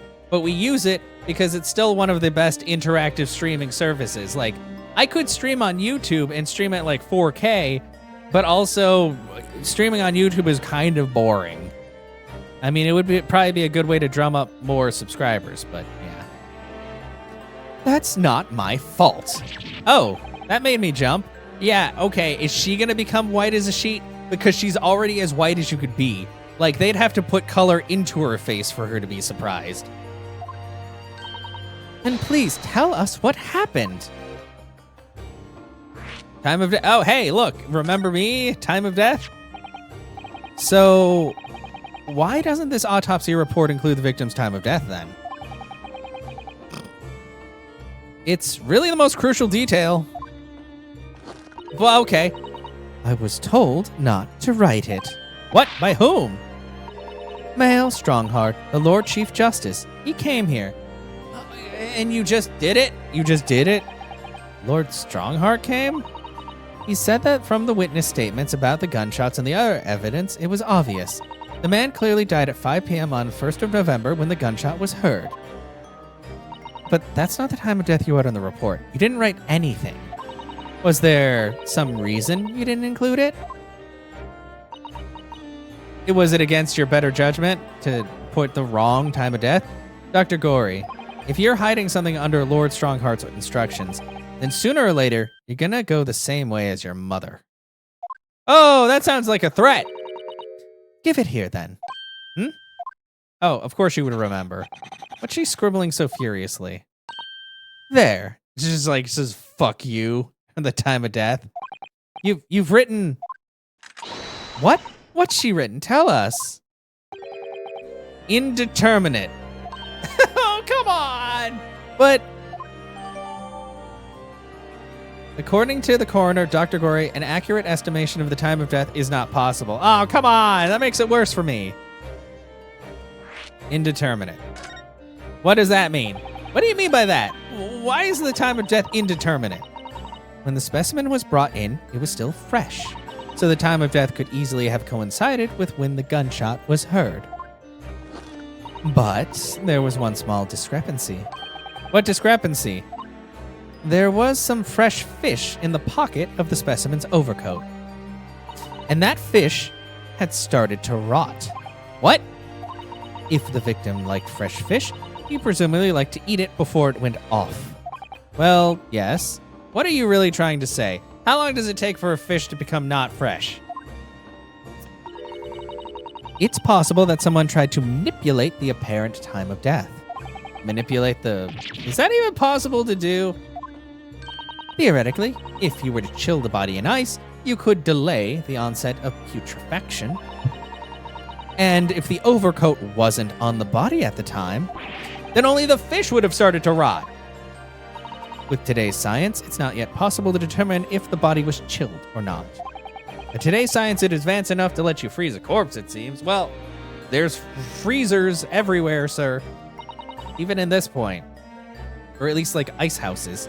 But surely, to chill a corpse like that would require an enormous electrical refrigerator. And I don't imagine many households in London are equipped with such a device.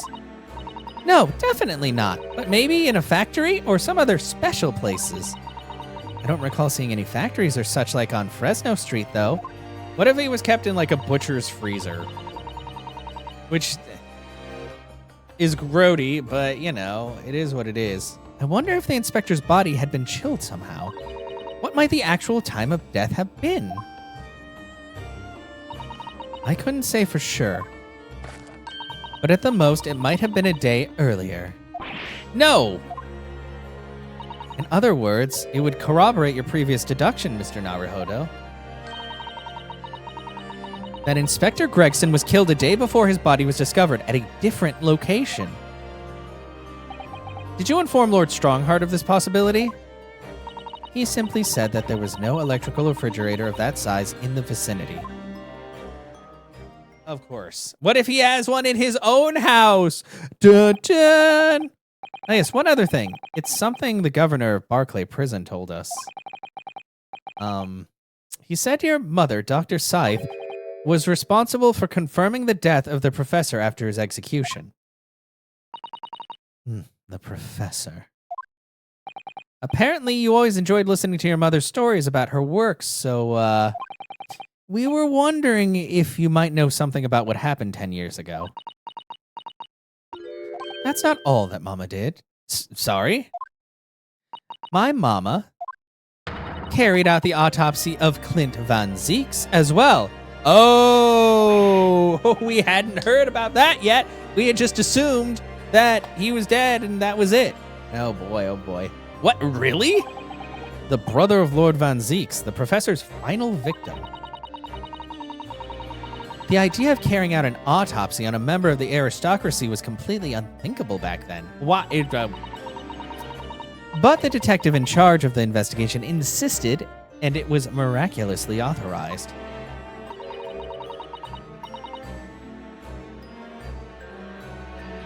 That detective being Inspector Gregson, of course. Quite an accomplishment for one man. That autopsy provided the vital clue we needed to arrest the killer. And Mama was there for that historic event. What does all this mean? You know, that amazing autopsy happened right here in this very room. The professor and Clint Van Zeeks. They both spent their final moments before their burial on that dissection table there. So this lab, Mama's lab, was instrumental in some of the country's most important events.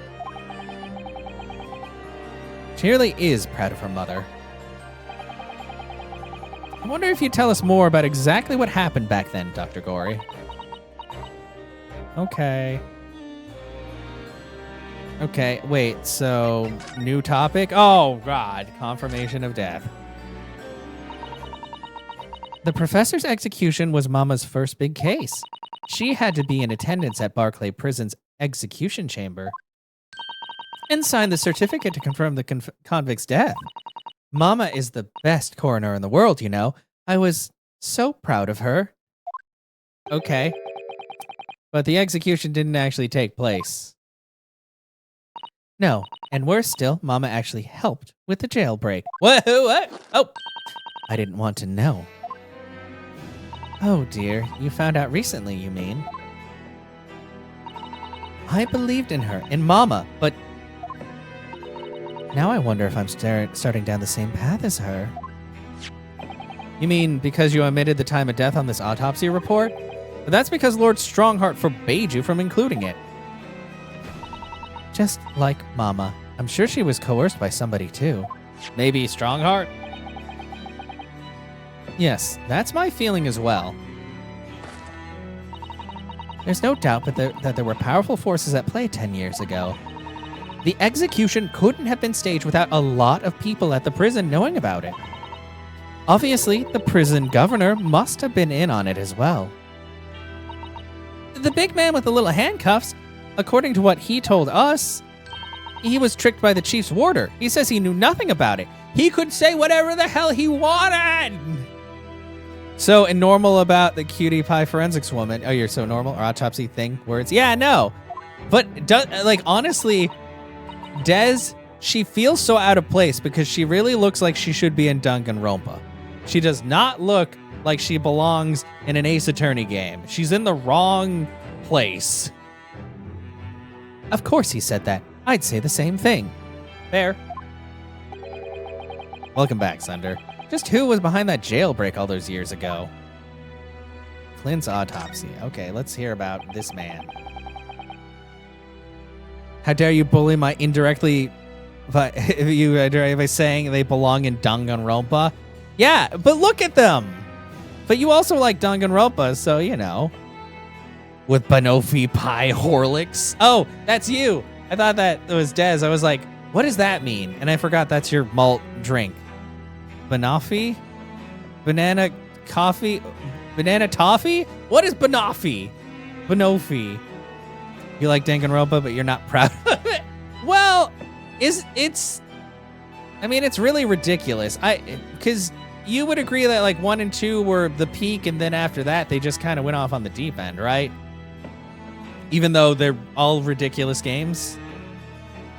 You mentioned the autopsy of Clint Van Zeeks. Banoffee is a British dessert pie made from bananas, whipped cream, and a thick caramel sauce, combined either on a buttery biscuit base or one made of crumbled biscuits and butter. Some versions of the recipe include chocolate, coffee, or both.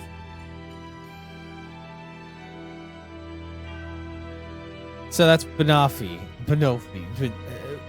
Bonobo pie. It's made out of monkeys. Or is a bonobo an ape? Is a bonobo an ape or a monkey? Bonobo.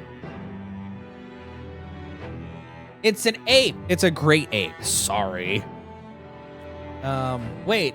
I think there's like a long-nosed one. Why does the bonobo look a lot like a chimpanzee? Oh, because it's called a pygmy chimpanzee. Sorry, we learned something today. Anyway. It was at that time when carrying out the autopsies of murder victims was very unusual. Yeah, I know it's a great ape. Sorry. It's still not a practice that's observed in our country, even now. V3? Yeah, I don't know. I know they had like Ultra Despair Girls, which was just like a shooter? I'm not sure. I get very confused. There's a lot of games. Yeah, Great Ape, exactly. For Great Ace Attorney. Turned out he was the professor's final victim.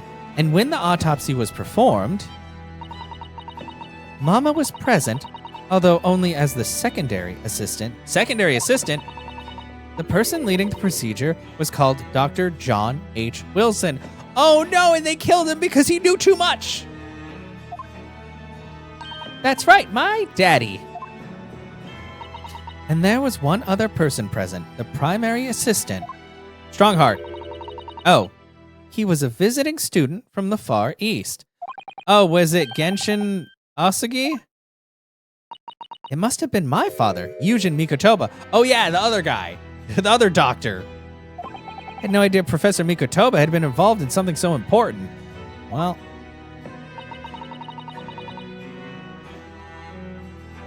But the outcome of that historic autopsy was the discovery of a vital piece of evidence that led to the capture of the professor. Oh, she's so happy now. So that's how they came to identify Genshin Asagi as the infamous mass murderer. Do you happen to know anything about that piece of evidence? Can you tell us any more? Up. Would you like to see the records for yourself? Yes, please. What? Would that be all right? What's the point of keeping records if people can't look at them? Wow, I like this girl. They're filed under V at the back of those cupboards, with the other records from the last decade. Thank you. Let's see. Van Zeeks. That's strange. What, Mr. Naruhodo? They aren't here. There's nothing under Van Zeeks. Oh, what? That must be. Perhaps somebody took them away? No one's allowed to take documents relating to the professor case out of this room. But you're right, they're gone. Well, when was the last time somebody looked at them? Do you remember? I bet it was Mr. Strongheart. Oh yes, I remember now. It was 2 years ago. A consulting detective came one day saying that he'd like to see the records. Consulting... Oh no!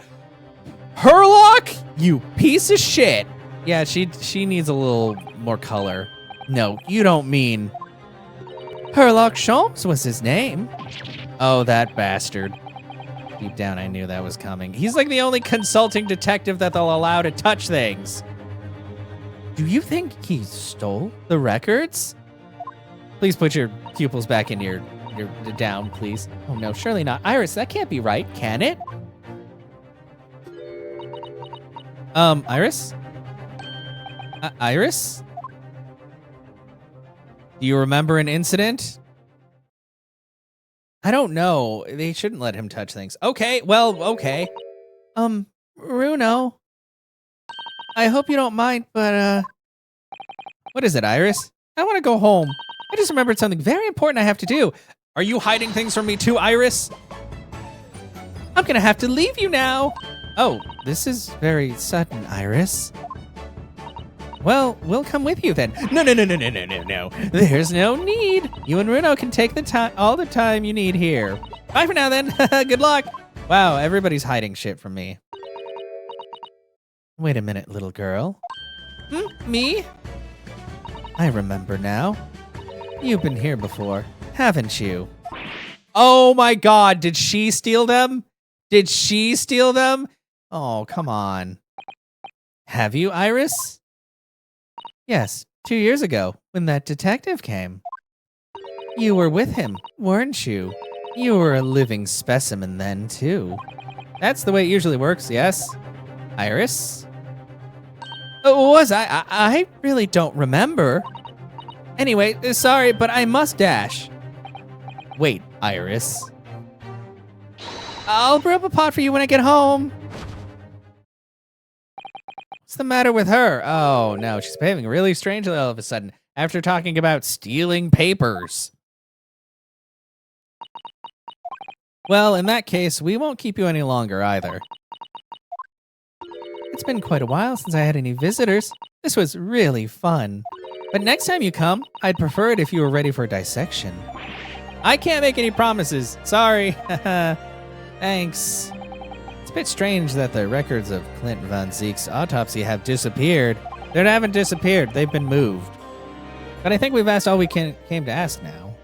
Okay, well, have fun over there. I guess it's time to go back to... let's see. What does she have to say? Oh, the Fresno Street Room.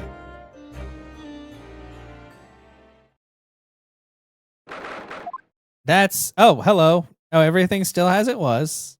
At least they're still busily investigating in here, then. But Gina's nowhere to be seen. Where is she? Yes, it has been a blissfully quiet day, hasn't it? Perhaps she's out investigating on her own, practicing what her boss taught her. Well, I expect she'll be back before too long. Shall we wait? Actually, kind of curious about that. There's something different about the room since the last time we were here, isn't there? We could always use the time to investigate more thoroughly. Yeah. Hello, I'm gonna look at your that. This little trunk wasn't here before, was it? Oh, it appears to be made of metal. It must be very heavy. It's got a slash in it. I wonder to whom it belongs. There's some initials on the outside. Look, TG. Let's ask one of the policemen here if they know how it came to be here. Oi! What do you think you're doing? Who now? Oh, it's Ginny! Oh, that's her trunk. Oh, you can't touch a young lady's trunk without her permission. That's called harassment. That's my trunk. Trunk, that is. Hands off. Gina? Where were you hiding? I don't know. You leave something unattended for a few seconds, and every Tom, Dick, and Harry's got his greedy eyes on it. Says the person who used to steal things for a living and still kind of pockets things sometimes. Just a wild guess, Gina, but, what? Spit it out, Aldo. Is it fair to say you've only owned that trunk since this morning's trial? What? Oh, what are you trying to say? Come on, this trunk goes with me everywhere. Always has. Where have you been last year? I was here yesterday and you didn't have that. Trying not to incur your wrath, mainly. Oh, boy. Well. Your boss. I don't know. I thought that said something else at first, but it's definitely boss. You should hear them talking down to the yard now. They should be ashamed of themselves. They're saying that it was the boss who killed all them bludgers. Ah, you mean the whole Reaper thing? Yeah. Apparently, the boss was investigating stuff that no one else at the yard knew nothing about. Stuff to do with all them criminals what got off scot-free. Yes, the ones prosecuted by Lord Van Zeeks who used bribery and corruption to evade conviction.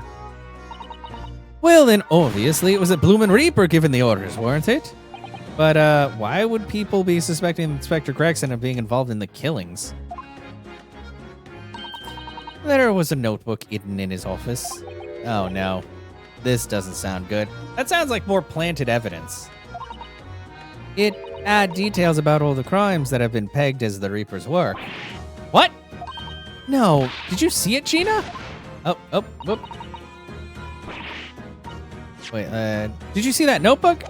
It wouldn't flame and let me, 'cause I'm just an apprentice, apparently. But it was me who found it, and he was my boss. That's right. I was pretty miffed about it, so I sneaked a peek at what it said anyway. I thought she was gonna say I stole it. I'd have been like, well, that tracks. Oh, that's our Gina. The secret notebook. It's like the secret window. So, you managed to see what was written in Gregson's secret notebook anyway, did you? Way I see it, it's my right to read what he wrote. Yeah, fair. And what had he written, Gina? Dates, times, places, names, an old long list of them.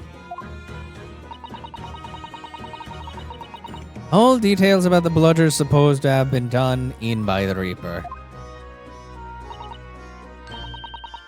But there could be an explanation for that. Also, I'm sorry to interrupt this lovely conversation, but I just saw that I got a follow from somebody. Granted, like 99% of the follows I have on Threads are like bots and bot accounts, like women who are always saying like hi under things or being like, hey, follow me back on Instagram so we can talk. And I'm like, nope.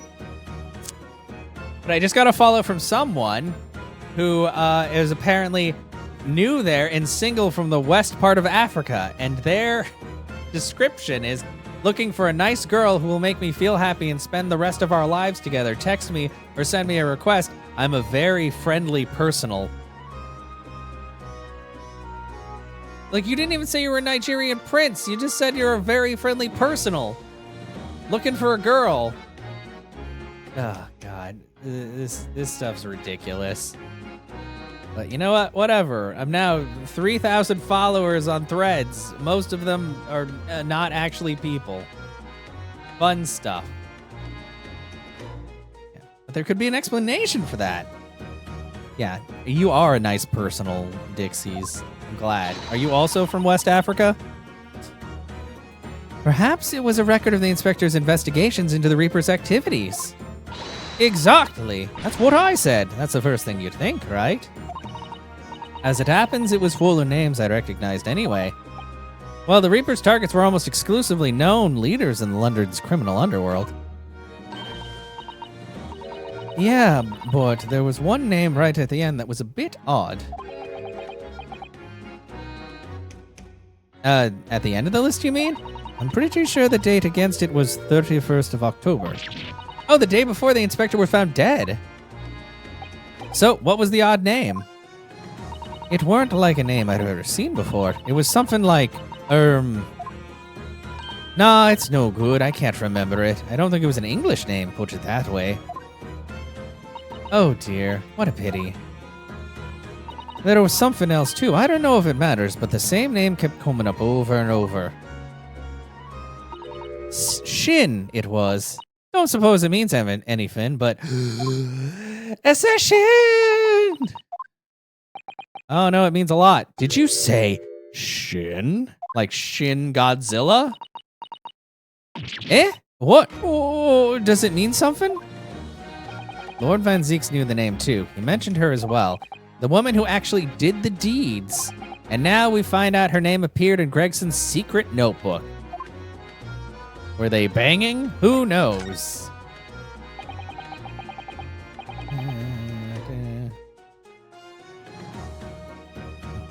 Haven't seen you for a little while, have we, Gina? Well, of course not. I've been busy, ain't I? Investigating in that.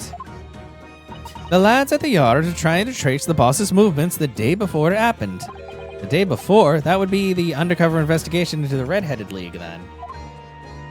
Only the boss didn't go, did he? You found out some cove what was pretending to be him, didn't you, Otto? Yeah, that boy, Mr. Man. Yes, it was Mr. Vigil who actually went to the park on Lime Street on that day, posing as Gregson. He's a very sad man. Oh, you would say, is it... What? No! You thought it was Gina? No, it's Gina! I mean, what the... Come on. You can't be saying that. She's only like 13. Actually, no, I think she's 16. 18. She's 18. Wait, I think she was younger in the first game slightly. I don't know why I thought she was way younger. I guess the youngest person is Iris.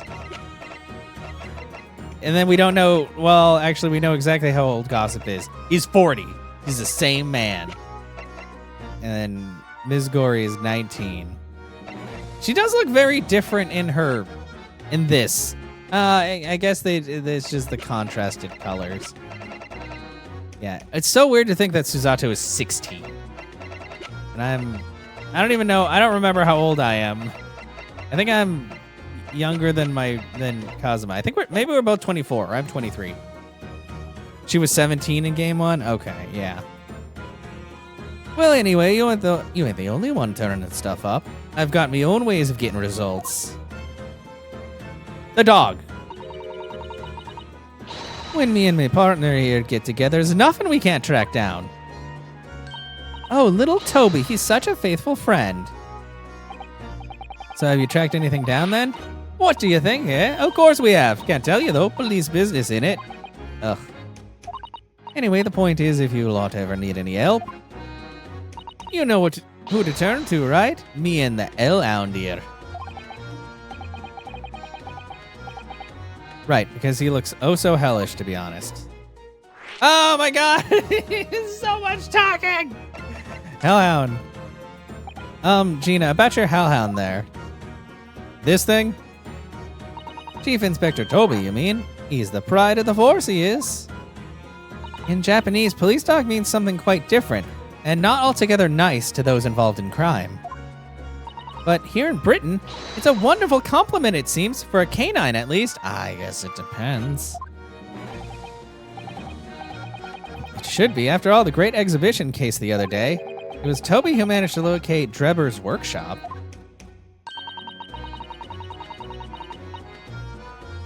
Okay, yeah. I figured he was slightly younger. Maybe it's time for another demonstration of what this super dog can do, eh? Do we have something the chief inspector could catch the scent of, I wonder?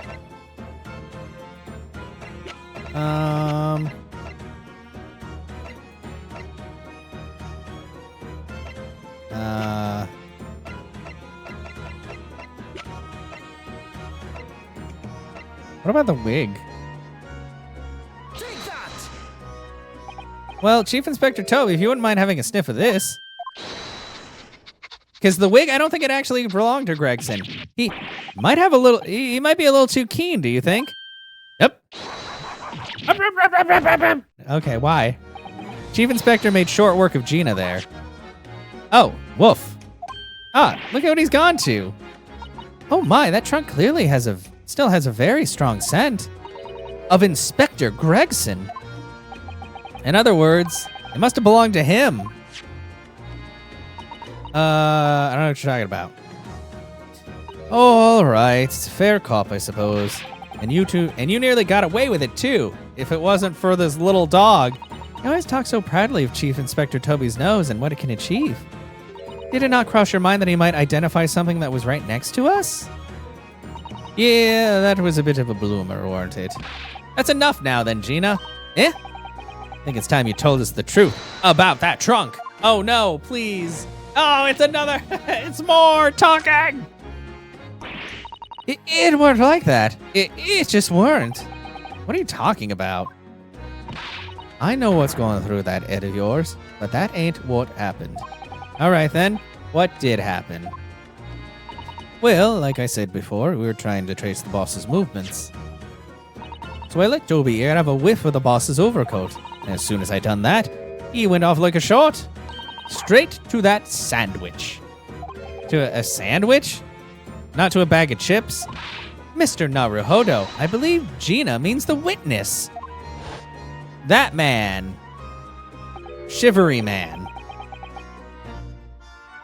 Oh, I forgot about that sandwich. Yeah, he had it in between them wooden boards it is. The boss's trunk. Wait, what? He's only 5'6"? Well, I mean, like, not to be rude, but he is a Japanese man from back in the day, and Japanese people are not known for being especially tall. You mean when they heard the sound like a gunshot and all piled in there? Exactly. He nabbed it from the scene. Goodness. Me and the chief inspector gave that sandwich a good grill, and you know what he said?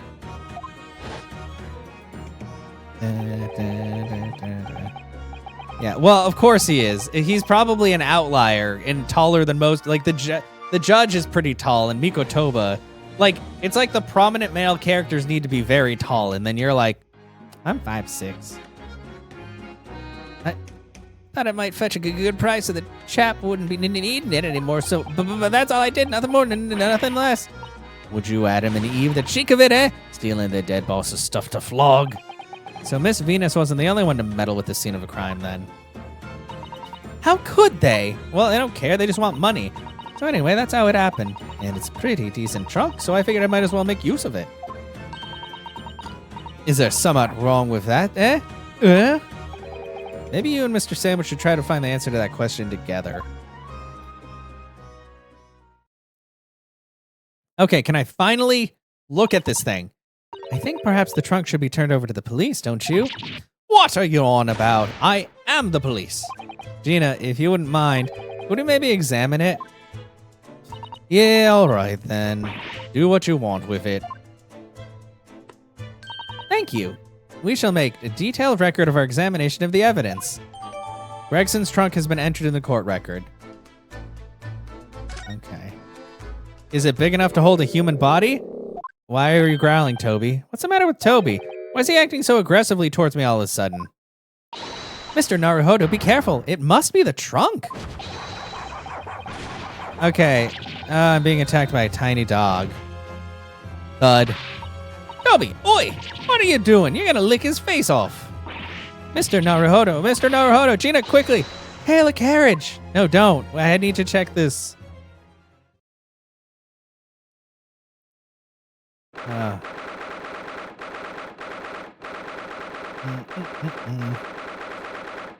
Oh, we got sent back. Yeah, that is weird. I thought he was taller than that. Have I died and gone to heaven? Oh, Mr. Naruhodo, are you all right? Miss Susano. Oh, it's you, the great deceiver, Herlock Sholmes. Conscious again at last, a blessed relief, my dear fellow. After all, to drop dead after a moderate licking by a small terrier, most unseemly.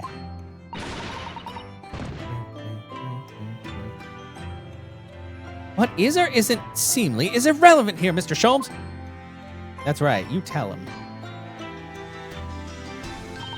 I'm so glad there's no lasting damage. How are you feeling? I'm fine, thank you. Did you bring me back here? Oh, what's that on my head? A bandage? Sadly, we had no ice. So that's a compress of sugar water. Sugar water? Sugar water? Don't worry, Mr. Naruhodo. It's a first aid treatment that my father taught me. Oh, thank you. Sugar water? So let us take tea when you're feeling up to it. But of course, no sugar in the patient's cup. We used all of it on his head. Ugh, the bump in my head is throbbing sweetly enough. Don't worry. Whenever you feel ready. Okay. Oh, maybe I should investigate Sholmes, since he's right there. Sholmes, what are you doing over there? Thank you for your concern, Mr. Sholmes. My dear fellow, think nothing of it. I must say I was quite startled when I heard that you'd been attacked by a dog. For a moment, I feared that infamous murderer of so many years had come back from the dead. You mean the professor? Fortunately, I see your prized throat is unscathed. Thanks. That stiff turned-up collar of yours obviously afforded some welcome protection. Thanks. Was I that close to death? All I really remember is the dog licking my face over and over and over again. Well, if you wish to avoid such troubles in the future, a little mustard spread on the cheeks should do the trick. Like, which cheeks are we talking about here, bro? I should think that would balance the sweetness of your bandage rather splendidly. Cool. So that was a nothing. That was just a nothing. Anyway, we need to go back to Fresno Street. I gotta check that thing. Hope Gina's not there.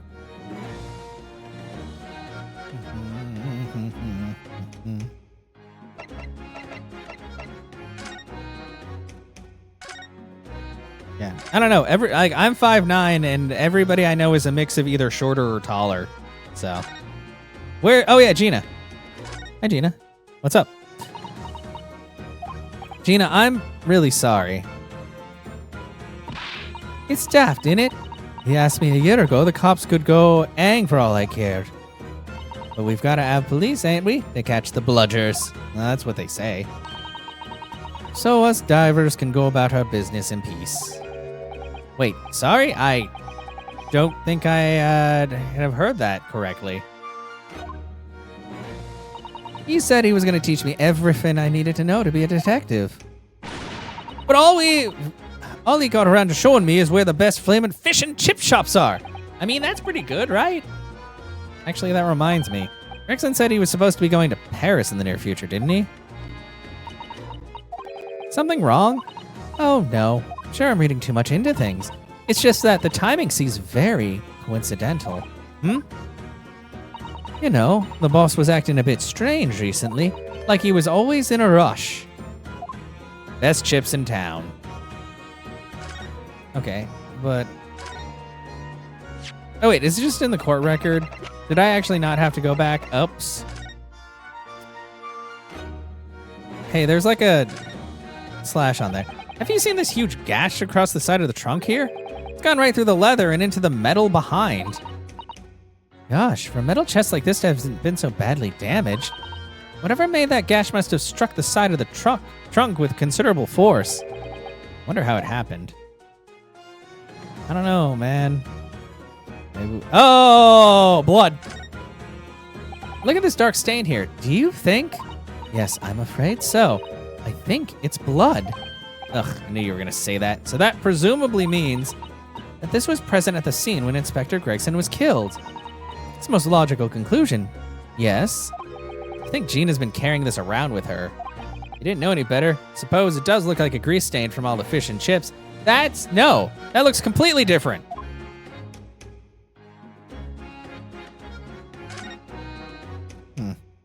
Let's have a look inside. Oh no, it's locked. Oh, wait, no, it's not locked. Oh, hello? Okay, what is that? Look, there's something inside. There's a lot of somethings inside if you think about it. Ooh, let's see. It appears to be a passport authorizing him to travel overseas. Was Inspector Gregson about to go on a trip abroad then? Perhaps the date of the departure might tell us something. That was... Oh, what is it? It was for travel on the 31st of October, just one day before the incident. What, really? The passport has been entered into the court record. Okay. Gregson went to France the day before his body was discovered? Oh, well, this is certainly getting strange. Okay, oh, that thing's still wedged in there. Do you see that? There's something stuck in the side of the trunk here. It's glinting. It looks like the tip of a blade. Looks like a fragment of metal of some sort. But it's wedged in so tightly I can't remove it. Well, don't cut yourself. You'd better leave it, I think. Well, cool. That's good to know. Okay, I think that's everything we can get out of this. Okay.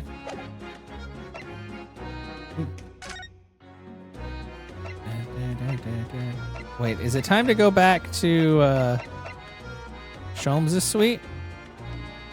Certainly, let's go back here and have some tea.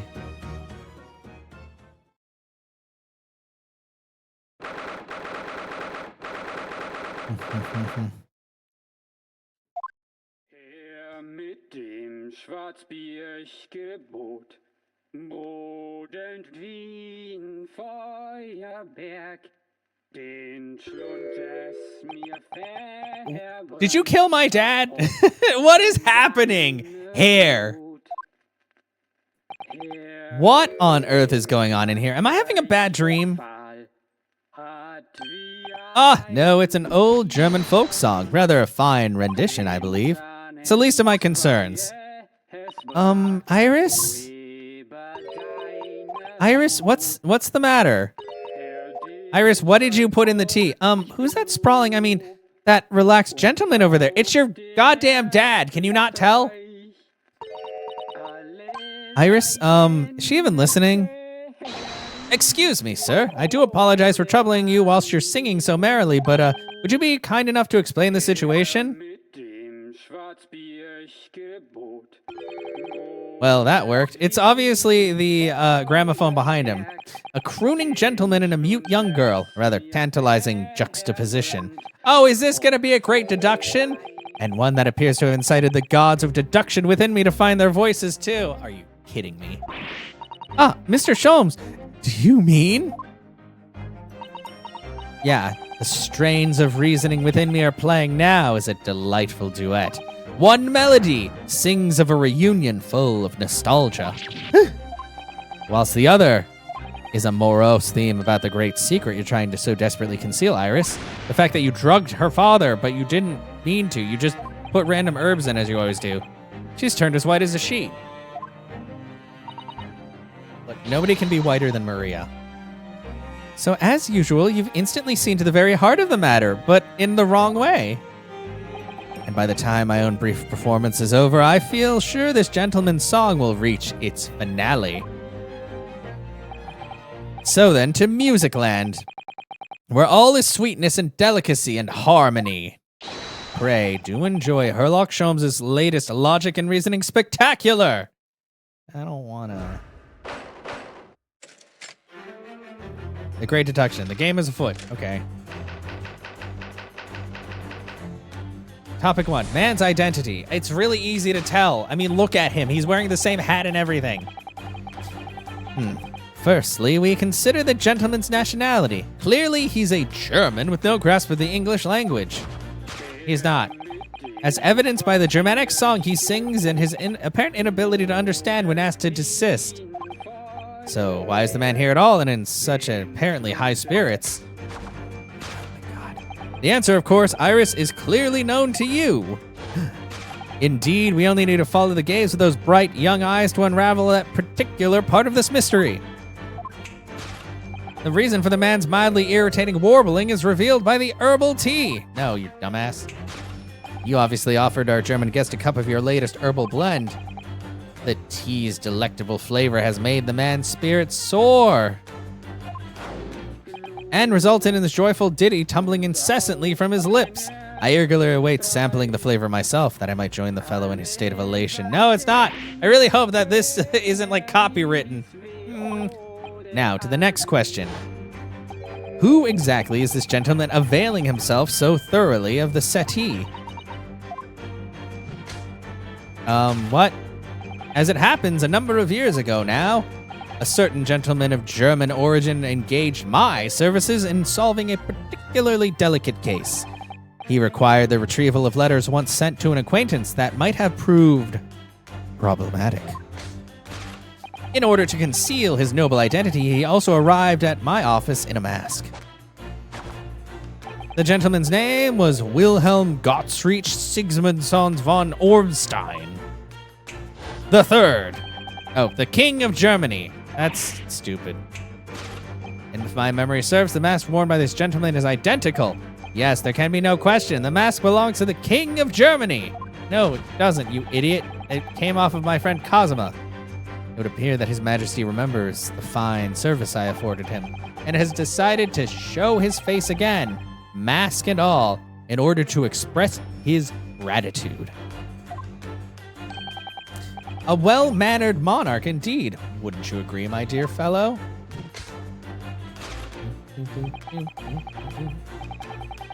So the identity of this masked visitor is in fact my former client, the King of Germany. Indeed, his son is currently in London as well, enjoying the wonders of the Great Exhibition. That's sad.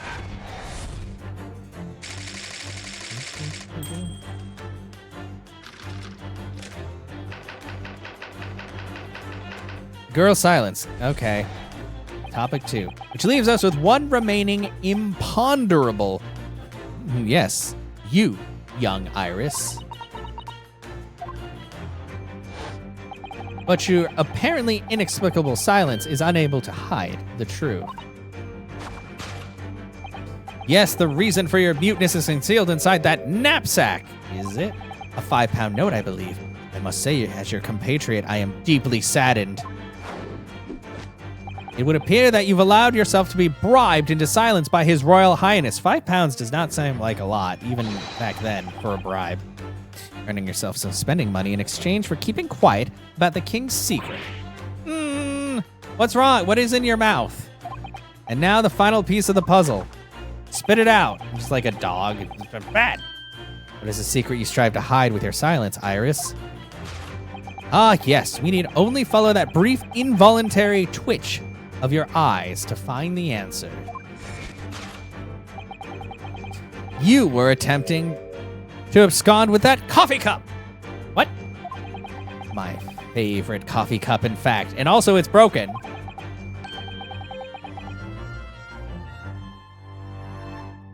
Or should I say, the handle of my favorite coffee cup.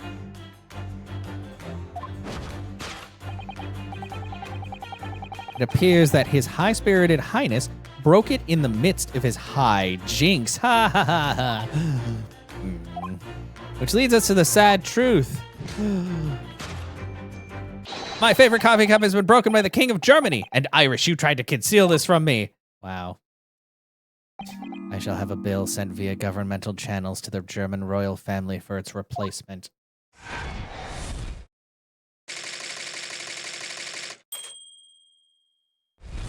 Yeah, to hide the coffee cup.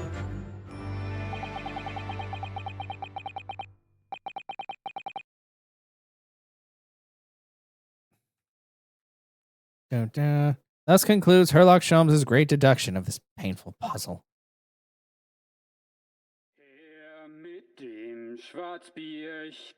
That sounds stupid. Den Schlund es mir verbrannt, ach Hopfen deine Wut. I don't think that's true. Stop with your silence as well. The fellow's jovial warbling's rather ring in the ears, does it not? I don't want to hear this if it's copywritten. Mr. Sholmes, I must say something does rather trouble me. Pray, Mrs. Otto, do tell. His Royal Highness looks a lot like my dad. Doesn't he appear to have moved a muscle since we arrived? Ah. And you haven't said a word either, Iris. If Mr. Sholmes has it all right, you might as well own up to it now. Okay. Your reasoning isn't entirely without substance, I must admit. And one other thing, Mr. Sholmes. Yet another grievance, Mr. Naruhodo? Surely not. Well, I actually read the story of that case recently. The one you were just describing. And according to that, at least, it wasn't the King of Germany. It was the King of Bohemia. Goodness, was it? Yes, that's quite true. Master Gotz, the prince, testified to that in court. In his words, I have come to see the great exhibition all the way from my home in Bohemia. Yeah, well, Bohemia and Germany are basically the same place. I would ask that you keep minor errors to yourselves. It could easily become quite a scandal. I believe, Mr. Naruhodo, that it's our turn to make some corrections to a number of minor errors that may have slipped in. Yes, even Mr. Sholmes is willing to admit he might be slightly wide of the mark this time, although it's clear that Iris is definitely hiding something. We need to find the truth behind this mysterious scene. But one thing is incontrovertible. My favorite copy cup is no more. So we shall embark again on a joint presentation of Herlock Sholmes' logic and reasoning spectacular. That was a question. Course correction. Hold it, Mr. Sholmes.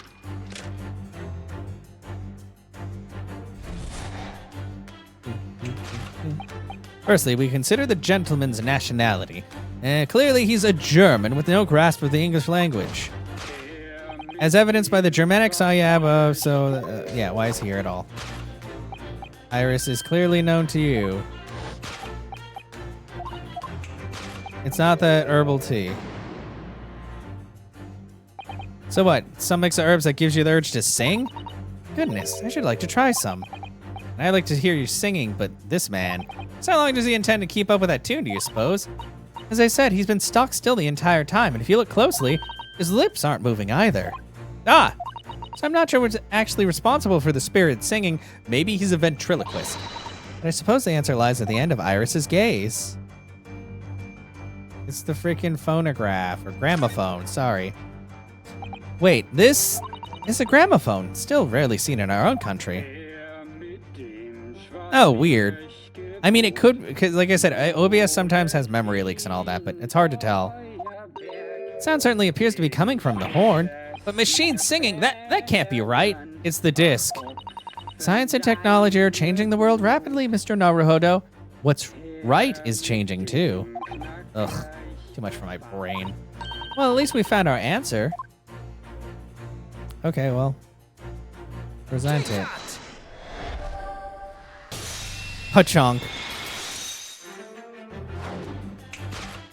The reason for the man's mildly irritating warbling is revealed by our gramophone. Indeed, but no well-bred gentleman would break into an obscure folk song when making a social call, it says you.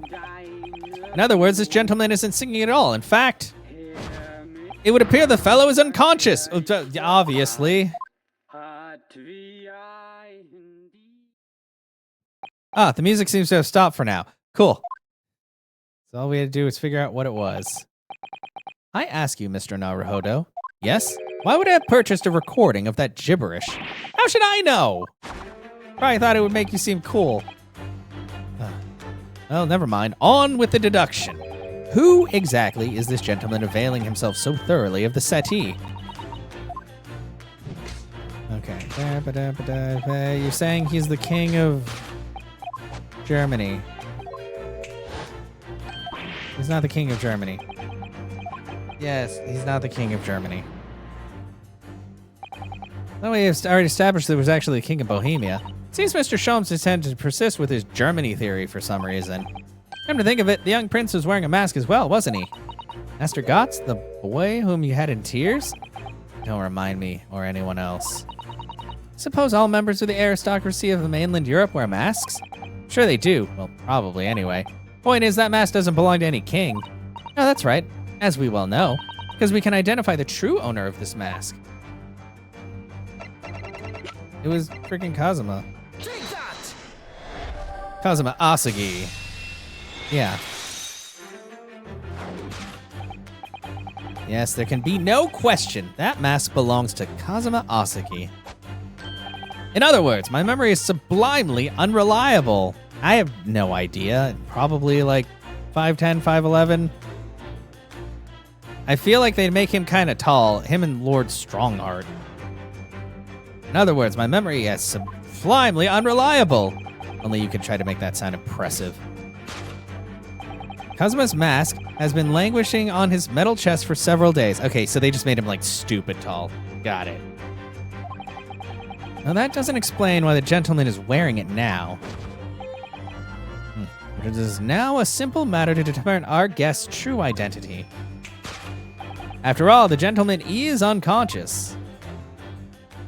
We need only excuse ourselves in advance and gently lift the mask and peer beneath it. Hello, Father. I don't believe it. Ah!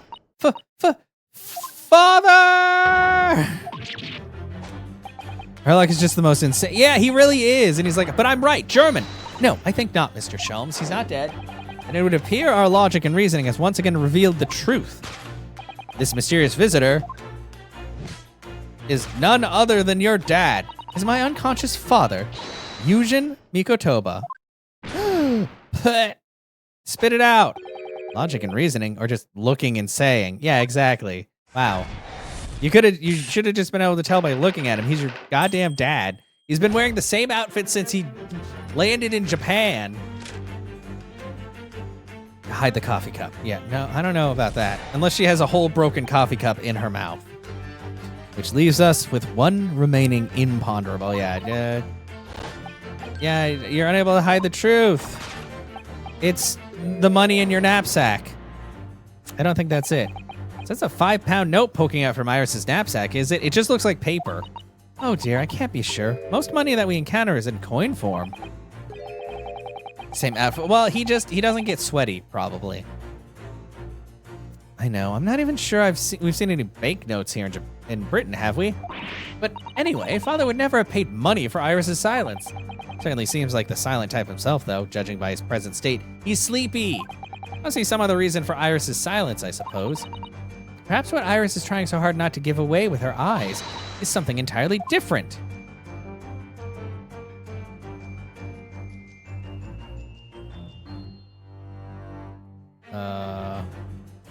The shoe! It's the shoe! This slipper features in the adventures of Herlock Sholmes, doesn't it? It does. When I first saw it on there on the mantelpiece, I very nearly fainted with excitement. Doesn't Iris keep her 11sies in there? Yes, that part was never mentioned in the stories. You could swap it for the Japanese equivalent of a slipper for fun. In other words, a wooden geta sandal. But then it wouldn't be possible to hide anything inside. matters because I don't know, man. Oh no! What are we? If it's not the note. Oh, it's yeah. Well, let's look at the knapsack closer. Let's see what's up. Now I think about it, Iris always wears that little bag on her back, doesn't she? Yes, that's right. Though it's easy to forget about it because you can't see it from the front. There are 2 little felt dolls attached to it as well. Are there? I had no idea. I don't remember ever seeing them before. And where are they now? Is it possible that there's always a 5-pound note poking out from a bag and I just haven't noticed that before? I couldn't say with absolute certainty, but I think it's unlikely.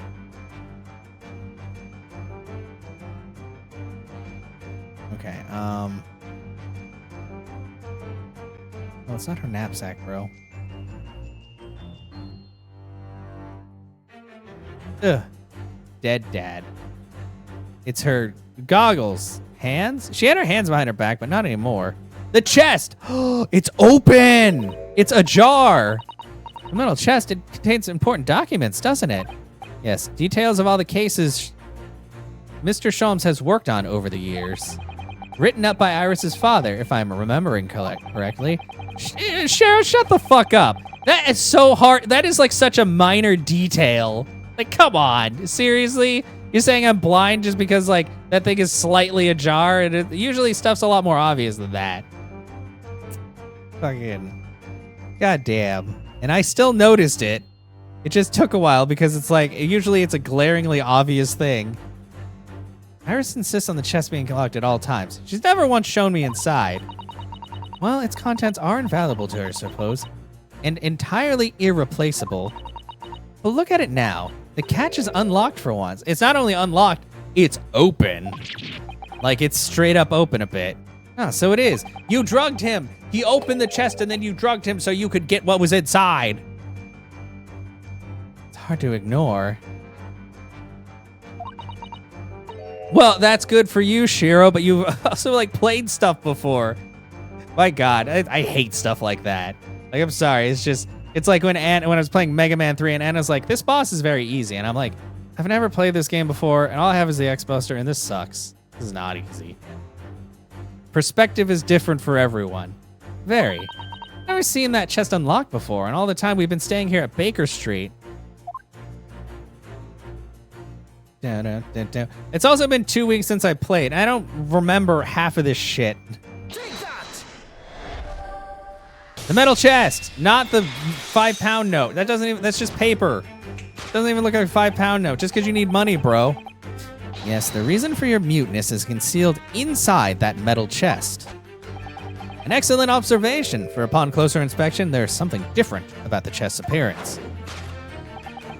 It's kept locked at all times, and yet now the catch is open. Evidently, this has something to do with your refusal to speak, Iris. I mean, that is also true. Or you have to present stuff multiple times. Although they've only done that, like, a couple of times. Or well, not present. Also press something more than once. Iris, what's going on? It's simple enough to matter to incite you to speak, I'm sure. By tickling. I merely need to open this chest. Here we go. No! Oh, okay, you just had your mouth shut. Oh, what? Is that why he is knocked? Oh, no! Wow. Mr. Sholmes! Mr. Sholmes! Hurley! Wow. Oh, no. Is this the start of Herlock Sholmes, Eugen Mikotoba crossover fanfiction? He's dead. Never. Oh, Hurley, I told you not to open it. Well, maybe you should have said it right, like, not just as he was opening it. Ah, so you found your voice now, Iris. Ah! In other words, what just happened clearly reveals the truth here. Yes, the real reason for your silence until now is the fact that you killed her dad. This is somewhat different than the usual dance of deductions you perform with Mr. Sholmes, isn't it? Yeah, people don't usually die. Well, he's left me alone on the ballroom floor, so I'm gonna have to dance this next part solo. And anyway, I need to get to the bottom of this for my own peace of mind. Now then, Iris usually isn't the silent type, so, you mean you don't actually know the answer yet, despite that knowing point of the finger before? Miss Susato, sometimes a man needs to point his finger first and think later. That sounds like terrible advice. Oh, well, if you say so. I think we'd better examine Iris more closely and try to rescue the situation then. So the real reason for your silence until now is... Oh, I can look over here. Wait, what's over here? Dirty cups. Whoa, I can I can look around the whole room. Oh, I can look up and down. Oh my gosh. Okay, geez. Skirt? Why are we looking at her skirt? Iris always dresses in these frilly clothes, doesn't she? I've always thought this skirt was rather delightful. Pretty sizable with all those frills. Sizable enough for a sizable secret. You seem to be rather fond of that idea. You certainly can't go investigating further. Does it look like that's what I'm thinking? Maybe. You freak.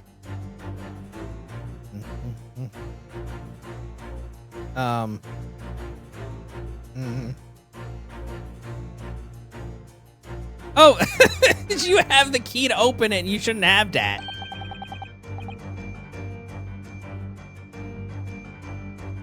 Actually, it's really funny that earlier her hands were behind her back and then they were in front of her during the investigative phase. Oh, also, now I see the little figures that you're talking about. That key she's holding, look. I'm sure that wasn't in her hands before, was it? No, you're quite right. It appeared as if by magic. That's strange. A big old iron key. Where did it materialize from? I don't know, but that's the problem.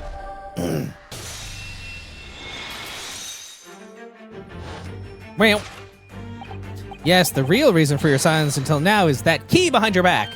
Ah! Mr. Shones was thrown into the air before.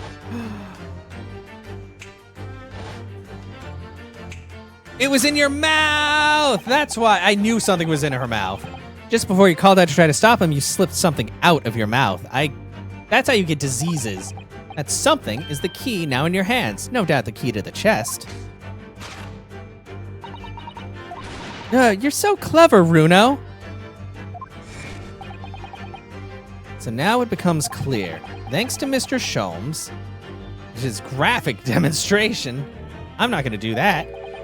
We could well imagine what happened here. But...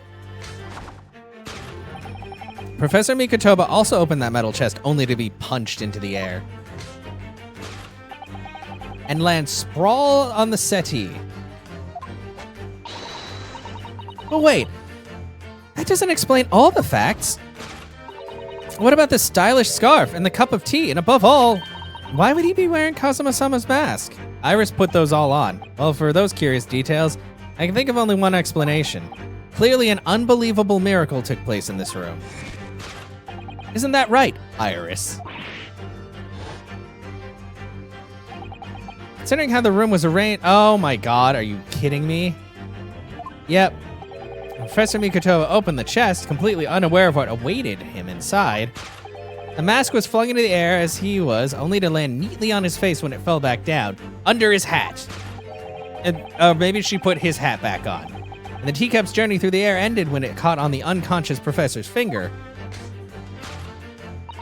You mean to say the stylish scarf is... Yeah, it's the cloth. It's just a tablecloth. This is the Great Detective's office, after all. A place of miraculous deductions.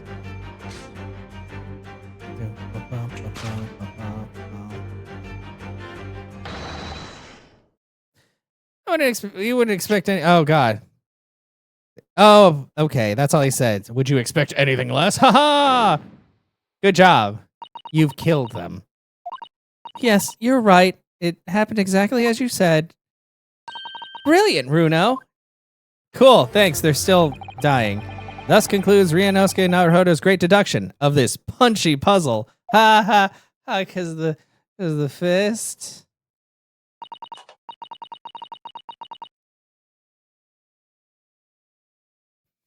Oh, so then why don't I make a fresh pot of tea for us all? Oh, I'm alive again. Objection. An admirable performance, Mr. Naruhodo. I heard everything through my unconscious mind.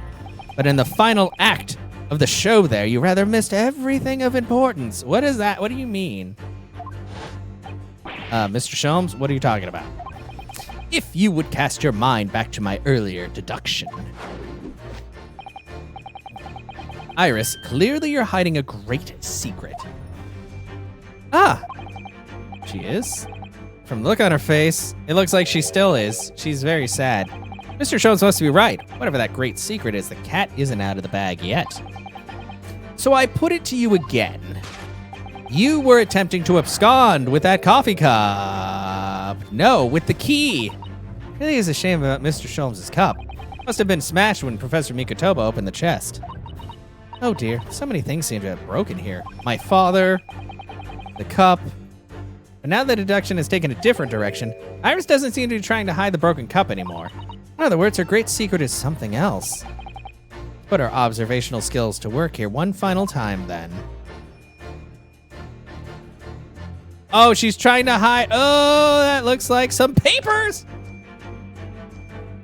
Ah, look. There seems to be more papers there. Is Iris trying to hide them underneath the tray? The insignia, Mr. Naruhodo. It's an official Scotland Yard document. I don't know, like maybe the autopsy report? What? But why would Iris have? We must ask her. An official Scotland Yard document. Okay, so that was inside the chest, which is why he was like, don't ever go in the chest. Hey. Take that! You were trying to abscond with that case file. You were attempting to abscond with that case file. Iris, as you know very well, nothing escapes the attention of a great detective or his assistant. Oh, no. Here we go. Correction. We visited Scotland Yard's autopsy laboratory earlier today, and Dr. Gorey informed us that the autopsy report of Clint Van Zeeks had gone missing. Clint Van Zeeks. Ah, yes, I do seem to recall that some years ago I asked to see the report in question. You were with me, weren't you, Iris? No.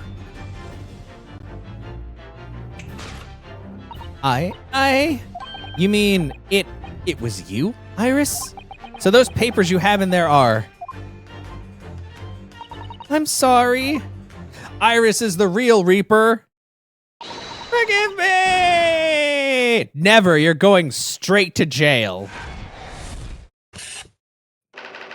To hide the case file. Solved. Okay, cool. We need that, though. Deduction complete. Elementary.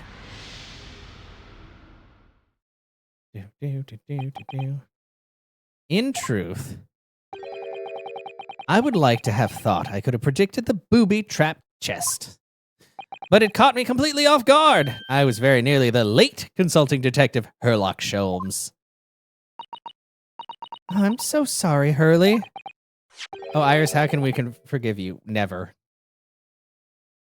There will never be any forgiveness for her. So, I mean, the autopsy report really is... Yes, I took it from the lab, even though I knew it was very important. Why? Was there something in it that troubled you, Iris? Did it talk about your dad? Not exactly something that troubled me. Something I'd been looking for. Answers about your father. When I saw this report, when I saw the writing in it, oh, it's her dad's handwriting, because he was the main assistant. I knew it was Daddy's. Oh, really?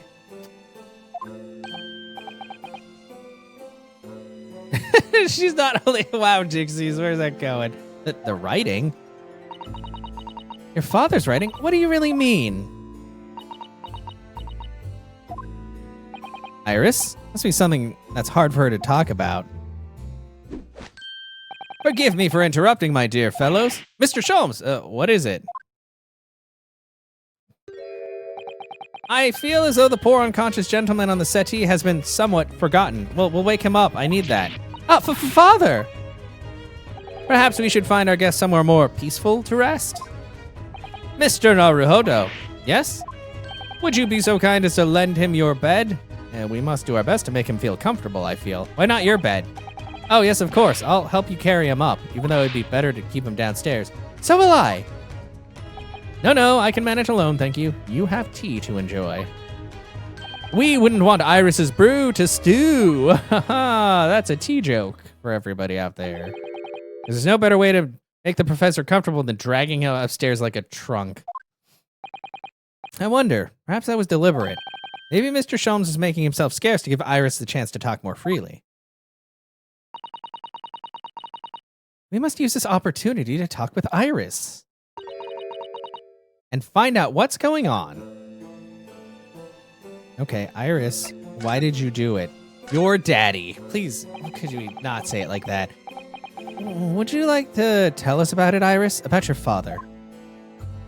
I'm sure I told you before, didn't I? That Daddy used to be Hurley's partner. Yes, and that notes about all the cases they solved together are kept inside that metal chest. That's right. Hurley told me, you see. He said that Daddy's somewhere far away, so we can't meet. He's very far away. That's one way of describing it.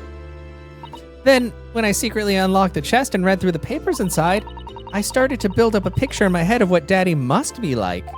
Well, that's only natural. You're just like any other girl of your age. I read that Daddy was a professor of medical science, so I studied and took my degree too. Well, that's only natural, I suppose. In that respect, you're not quite like any other girl of your age, though. But there was only one thing I could never find out. Daddy's name. Huh? What? His name wasn't anywhere in any of the notes he'd made about his work with Hurley. Oh, I guess she was very young. Yeah, she would have been... Yeah, okay. But then one day... That's what happened, is it? When you saw this autopsy report, you finally managed to work it out, is that right? Yes. So it was the handwriting in the report that caught her eye. Okay. When I saw the writing in that report, I could hardly believe it. I know that handwriting, I thought to myself. Because it was the same as the writing you'd seen on your father's case notes? Exactly. I was desperate to compare the two properly and needed to see them side by side. I asked the doctor in the laboratory, but I was told I couldn't take the report away. And even worse, I was told that the first and last time we'd be allowed to even look at it there. So I did what I needed to do. So you decided to steal it. Oh. When I compared the autopsy report with the case notes I had here, there was no doubt. The handwriting was exactly the same. It was Daddy's. And the sight of the coroner at the bottom of the autopsy report read Dr. John H. Wilson. So that's how I finally found out. I learned Daddy's name at last. I see. Ever since then, I've called myself Iris Wilson. And that's also when I had the brilliant idea of writing stories all about Daddy's exciting times with Hurley. I decided there and then that I'd write the adventures of Herlock Sholmes. Oh, Iris, I had no idea the stories you had such a deep personal significance for you. See why the autopsy report was so important to her now. And why she was prepared to break the law to get her hands on it. Yep. I must apologize, Iris. I must apologize, Iris.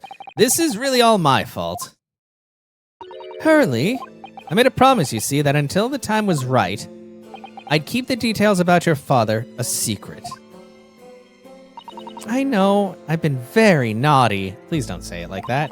I'll take the autopsy report back to Dr. Gorey and apologize, I promise. No, actually, we need it. Yes, we'll go together, I think. Oh, well, I guess we can just copy it. Then, let me look after it for you till we get there. Clint's autopsy report has been entered in the court record. You know what that means? Let's immediately look at it. Autopsy report. Coroner John H. Wilson. Victim Clint Van Zeeks, male, 33, British. 31st of May between 9 p.m. and midnight. Observations. Death from a single stab wound to the heart.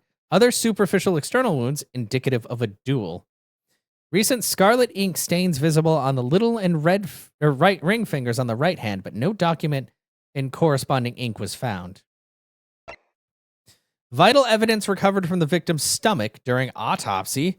Credit to Inspector Gregson for petitioning so doggedly for the autopsy procedure. No internal trauma noted anywhere in the body. Vital evidence from the victim's stomach? What did you swallow, Clint? Well,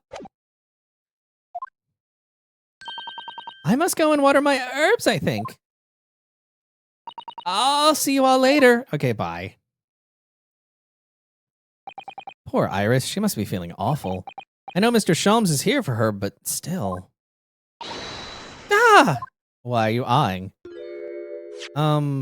What? How? What is the meaning of this, Mr. Sholmes? Mr. Sholmes? Oh, dear me. So, you've noticed, I see.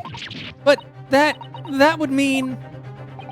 What on earth's the matter, Miss Susato? You've turned as white as a sheet. It's this autopsy report, Mr. Naruhodo. The one from 10 years ago. The writing isn't Dr. Wilson's at all. Huh? What do you mean? How could you possibly know that? Because I know this writing very well. It's my dad's. This writing, it's my father's. Oh no, did he have an affair and then have a child? What is happening? What? Professor Mikotoba's? Okay.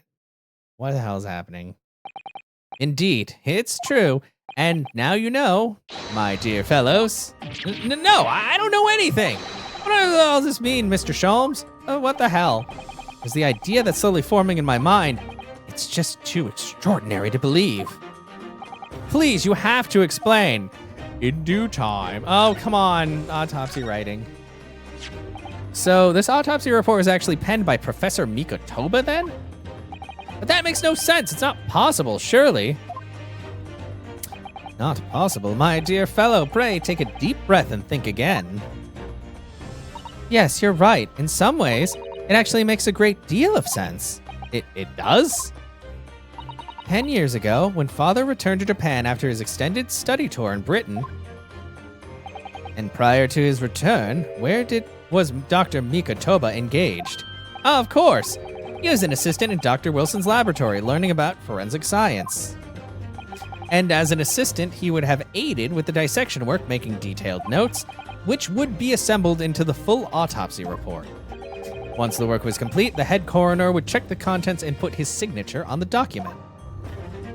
In other words, the only writing of Dr. Wilson's in the report would be his signature at the end. I see. So Iris got the wrong end of the stick, you mean? She saw that and assumed the whole report had been written by Dr. John H. Wilson. Which is very understandable, of course. What a complicated situation. Okay, it was penned by Mikotoba, but signed by Dr. John H. But she still recognizes Mikotoba's handwriting. Does that mean your partner was Dr. Mikotoba? Thinking about it, most of what we know about you, Mr. Sholmes, comes from the published stories of your exploits. Yes, The Adventures of Herlock Sholmes, written by Iris. Uh-huh. And we really have no way of knowing what's fact and what's fiction.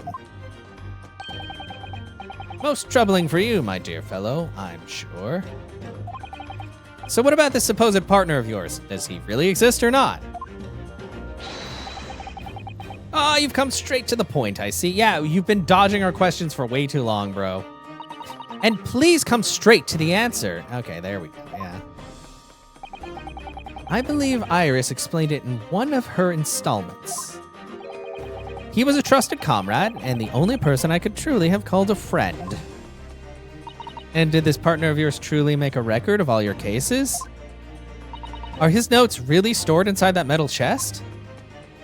Absolutely, my dear madam. Absolutely. So, where's your partner now? Sleeping upstairs. We rarely meet. You see, he lives on the other side of the world. Yep. But if this autopsy report and the records of all your old cases were penned by the same hand, and if the autopsy report was written, though not signed, by your famous partner, There would be only one logical conclusion. Pray, impress me. Your partner would have to be Yujin Mikotoba. In other words, Miss Susato's father. On my word, Mr. Naruhodo. Yes? You are coming along wonderfully. You have hit upon the method at last. You finally grasped the art of deduction. You mean to say... Allow me to introduce you to my great friend and partner, Mikotoba. Oh, boy. But Professor Mikotoba! I thought you were sleeping. Sholmes and Mikotoba. Does this mean that you're the real Dr. Wilson? No, my dear. I'm still my old self, Yujin Mikotoba, your father. Oh, of course. This is obviously too much for Susato to take in. I must say, though, how my old friend has attained worldwide celebrity as a great mystery solver is the greatest mystery of all, because he sucks. I still remember the first time we met. Ah, pray remind me, when was it again, Mikotoba? 16 years ago, Sholmes. Ah, yes, quite. 16 years ago. I just arrived from Japan with Sashiro and Genshin. I was in search of lodgings close to the hospital, some comfortable rooms at a reasonable price. But rents are devilishly high in that particular area. That's right, so I decided I needed someone to share lodgings and the expense, and was fortunate enough to be introduced to Sholmes, who found himself in a similar situation. I was a callow fellow back then, a mere shadow of the great detective you see before you now. I was working at the hospital's chemical laboratory at the time, indulging my curiosities for a little gain. And the situation of our cohabitation led us to pursuing cases together, you see. Hard to believe it was a mere 6 years. We had a great many adventures. But in the last year of Mikotoba's stay in Britain, the most infamous of cases presented itself. The case with which you've become rather familiar with yourselves, the Professor killings. After the trial, Sashiro and I were summoned back home. Hardly surprising, given the circumstances. So, there you have it. And as you know, all the details recorded by my trusty chronicler are in that metal chest. This is just amazing. Professor Mikotoba really is Mr. Sholmes' famous partner. Damn.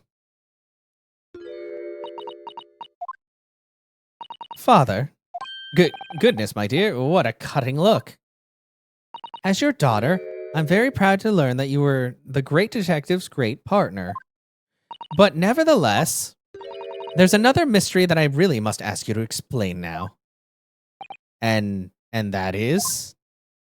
Did you have sex with a random British lady? You know very well what it is. The unresolved matter of Iris's father. Oh, of course, I'd almost forgotten about that one. I should have seen this coming, I suppose. Iris's father. The real Wilson, right? Iris told us that all the notes about the great detective's adventures are in that metal chest were written by her father. Isn't that correct, Mr. Sholmes? That is indeed what I told young Iris. But if you're Mr. Sholmes' partner, father, and you wrote all those case notes, then Iris's father must be you. Ah. Actually, upon my word, Miss Susato, you are coming along wonderfully as well. You too have hit upon the method at last. You finally grasped the art of deduction. What? It's like, no. What you've always told me, father, is that my mother died when I was born 16 years ago. And you left me in grandmother's care while you embarked on your study tour of Britain. And I've always accepted that. But all this about Iris... Oh, there it is. Susato-san's ice cold stare. And no, hold on a minute. It was very complicated. I mean, it's really not what you think. And perhaps you'd like to explain exactly what it is. Oh, she's gonna flip him. There it is. And the eyes go from ice cold to red hot just before she... No, really. You've got the wrong end of the stick. Sholmes, say something, man. Oh, cutscene. Oh, hello. That's quite enough, my fiery fellows. Mr. Sholmes, when did he get all dressed up? Whilst I don't like to interrupt this exciting exploration of the past, Mikotoba and I have an urgent matter that requires a short excursion. But it's very late, Mr. Sholmes. Where must you go? Why, my dear madame, is that not obvious? My partner and I must pursue our natural enemies. So, get your coat, Mikotoba. The game is afoot. But Sholmes, I really must give Susato a full explanation, I think, yeah. Later, my dear fellow, later. Our carriage awaits downstairs already. Okay. You haven't changed one iota, have you? I mean, really. I visit our home after 10 long years. And when I open that chest in a fit of nostalgia, I quite inexplicably pass out. And as if that wasn't enough, when I eventually regain consciousness, I'm plunged straight into all of this. Father, please. Go with Mr. Sholmes now. What? I've no doubt whatever happened, you were acting in everyone's best interests. I trust you completely. Oh no, he's gonna die. Susato. And sending the great detective and his great partner off on a renewed adventure together is more than I could have hoped for in my wildest dreams. Huh. Very well then, we will speak again later. So, I believe your own work is done for the day. I wish you the best of luck for tomorrow. Yes, Naruhodo, good luck in the battle and in reaching a decision. Decision? About whether I go back to Japan, I suppose. So much happened that day that I barely knew what to do with myself. It would only be later that I'd come to realize how amidst the chaos I'd unleashed were all the clues I needed to finally unearth the truth. And that all the turmoil was necessary to give me the resolve to see everything through. Resolve! To be continued. End! Oh. Well, it's the end of chapter, but it's still technically to be continued, because we still haven't finished the thing. Yeah, he said it. He said resolve. A legendary pair. Okay, and I think that brings us into the final episode. Final! The resolve of Ryunosuke Naruhodo. That's me! I'm Resolve Boy. Yeah, we're gonna do more of this. I gotta use the bathroom and take a quick break, but yeah. Final chapter. Oh boy, well, we made it this far. No, we'll have to see how everything goes.